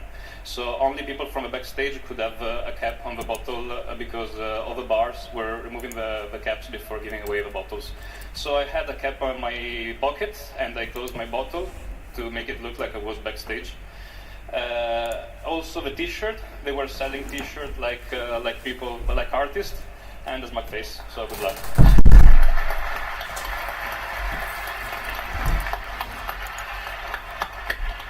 Thank you very much. Next on stage, Stefan Schindler will make rustfest.eu more environmentally friendly. Hello. There you are. Here is the clicker. You select for now. Wonderful. Is this close enough? Okay. This close. Wonderful. So, welcome to my very spontaneous talk. Actually, it's too bright today. So we have been looking at multiple things at Rustfest. We try to be very inclusive. But one thing we noticed actually pretty late was we were flying a lot of people over a lot of places. So what are we? Now we're looking at the train map. So next iteration will be on Barcelona, which is the, I don't know, flame-shaped thing in the bottom left in Spain. And these are all the connections we looked up for our attendees and our speakers that are sure to work because there's no Brexit or anything else strange happening. So, these are flipped. Rustfest is a community conference like Camp as well. And since climate change is happening and bad thing, all of these people had to go to Rome. So these are 400 people, and yeah, you could fill a plane if they were from the same city, or it takes, I think, 50 planes for all of them to get there. So back to the map. So we started with these cities to see if we can reach Barcelona in a reasonable amount of time. And it turns out we have a winner. The longest route is from Oslo. It takes almost 3 days, and it goes via Gothenburg. So this is the purple line. So let me walk you through it. So worst case, if you're inside Europe, you go from your city, Oslo, to Gothenburg and sleep there for a night. Then you go from Gothenburg to Copenhagen and Hamburg during the next day, and then go for dinner. Then you take the night train from Hamburg to Frankfurt to Basel to Zurich and arrive in the morning. There you take a shower, go to a pre-event, and then in the afternoon you take the next train, go to Geneva and then to Barcelona. And there you go.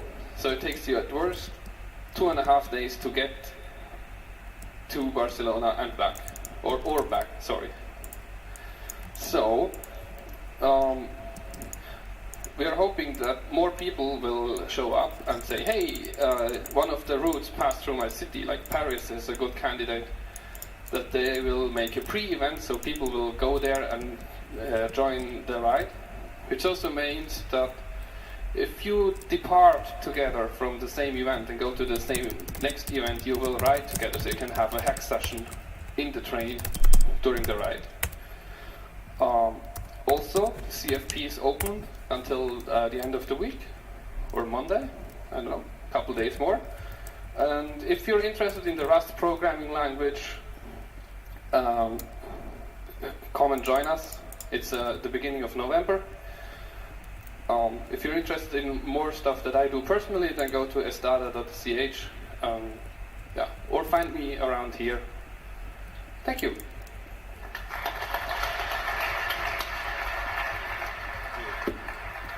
Thank you. Thank you very much. The next talk is about open laser tag. It's held by Florian. We are really looking forward to it. It's looking promising.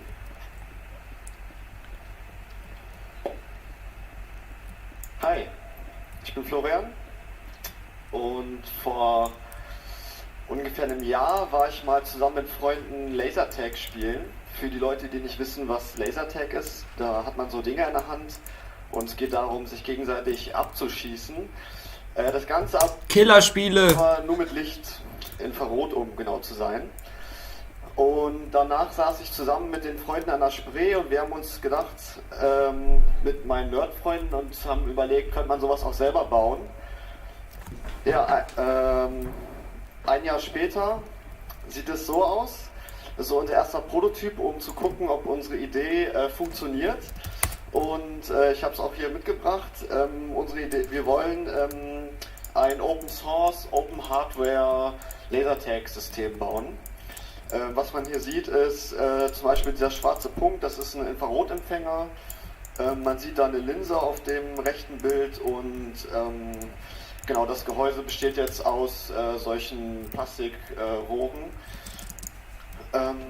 Genau. Was ist drin? Drin ist ein ESP32 mit Wi-Fi und Bluetooth on board. Die Powerversorgung machen wir über eine ganz normale Powerbank. Und zum System gehört noch dazu eine Android-App und ein Server. Das kann ich jetzt noch gleich erklären, warum. So haben wir uns das gedacht. Die Tagger nennt man es im Lasertag, die kommunizieren über Infrarot miteinander. Und die Tagger wiederum über Bluetooth mit der Smartphone-App. Ja, warum eigentlich eine Smartphone-App?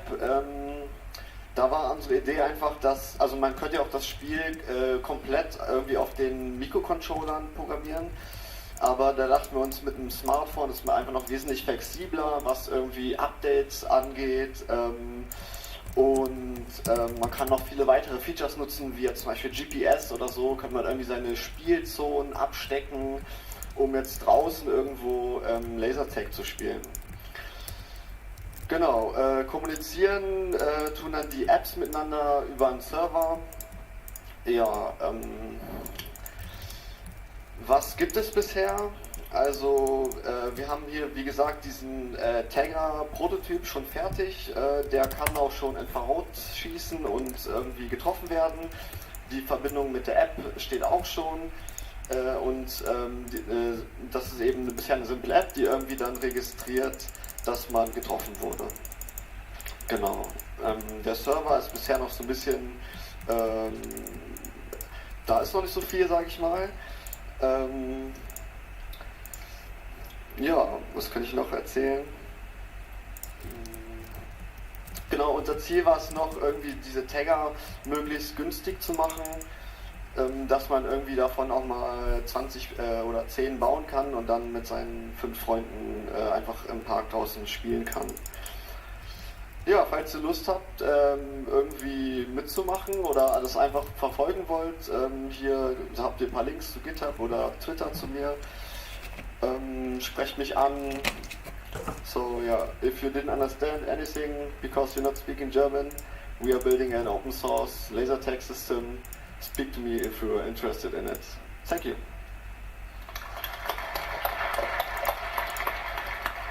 Thank you very much. Time has really flown by. We arrived at our last talk of just Kent's lightning talk session. I would like to introduce to the stage Etienne Van, the janitor.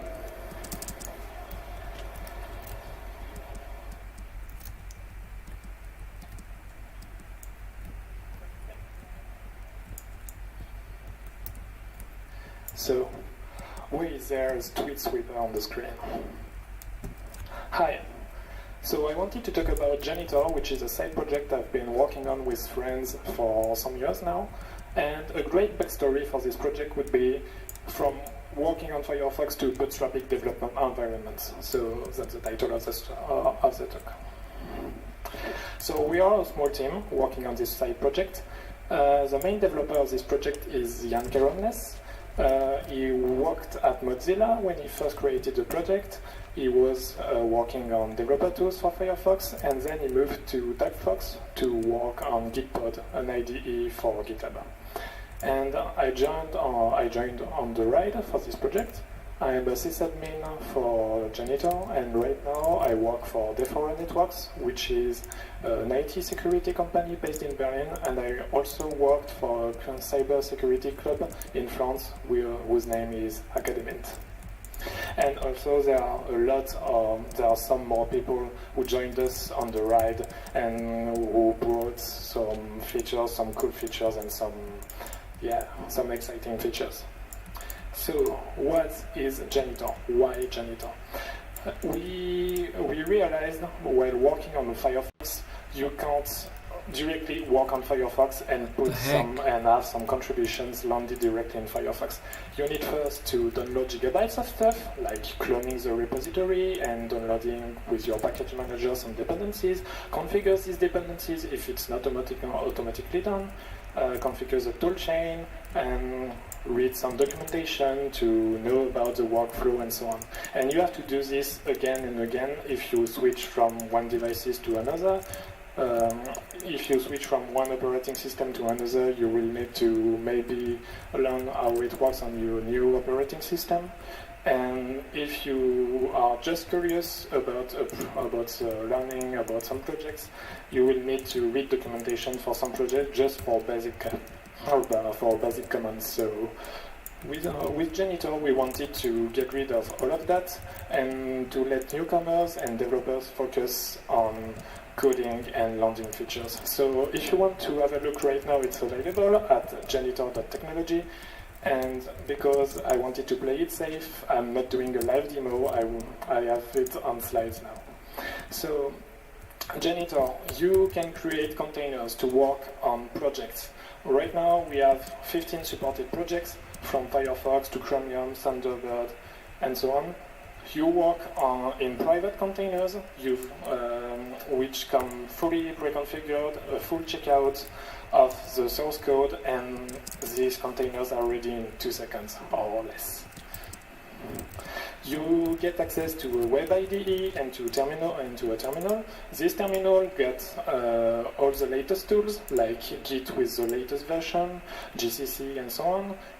You get a full checkout, of course, of the source code. You've got some smart helpers to get you running faster than on your local machine, I guess.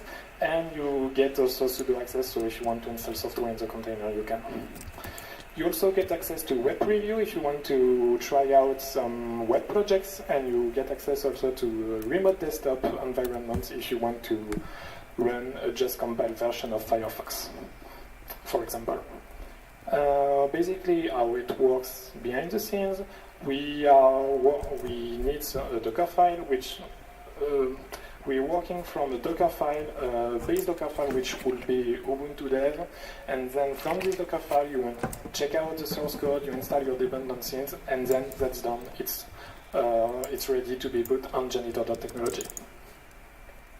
So for this project, what's next? First, we want to update. So we want to update the projects to be much more fresher, and we want to land some new features. We want also to have some more workflow integration, so you spend less time reading documentation for basic commands and you spend more time reading documentation for complex stuff, which is great. We want also to add new Docker hosts to the cluster, so we can welcome more people and more projects. I want to add live collaboration feature, which would let you work with people in the same container, have the same preview, same web preview, or same remote desktop. And if you want to have your project added on Janitor, it's possible. You just need a Docker file for that. So if you're interested, you can reach us on Freenode, you can reach us on Twitter, and you can check out on Janitor Technology and on GitHub. Thanks. Thank you very much. Thank you. So these were the lightning talks for this camp. There will be other lightning talks probably on the next Chaos Communication Congress. And to wrap up all the talks, I have to say some thank yous to a lot of people who make all this awesomeness here possible. The first thank you goes out to Getzik, who normally does the lightning talks, couldn't be here, but supported us with a lot of infrastructure. Please give big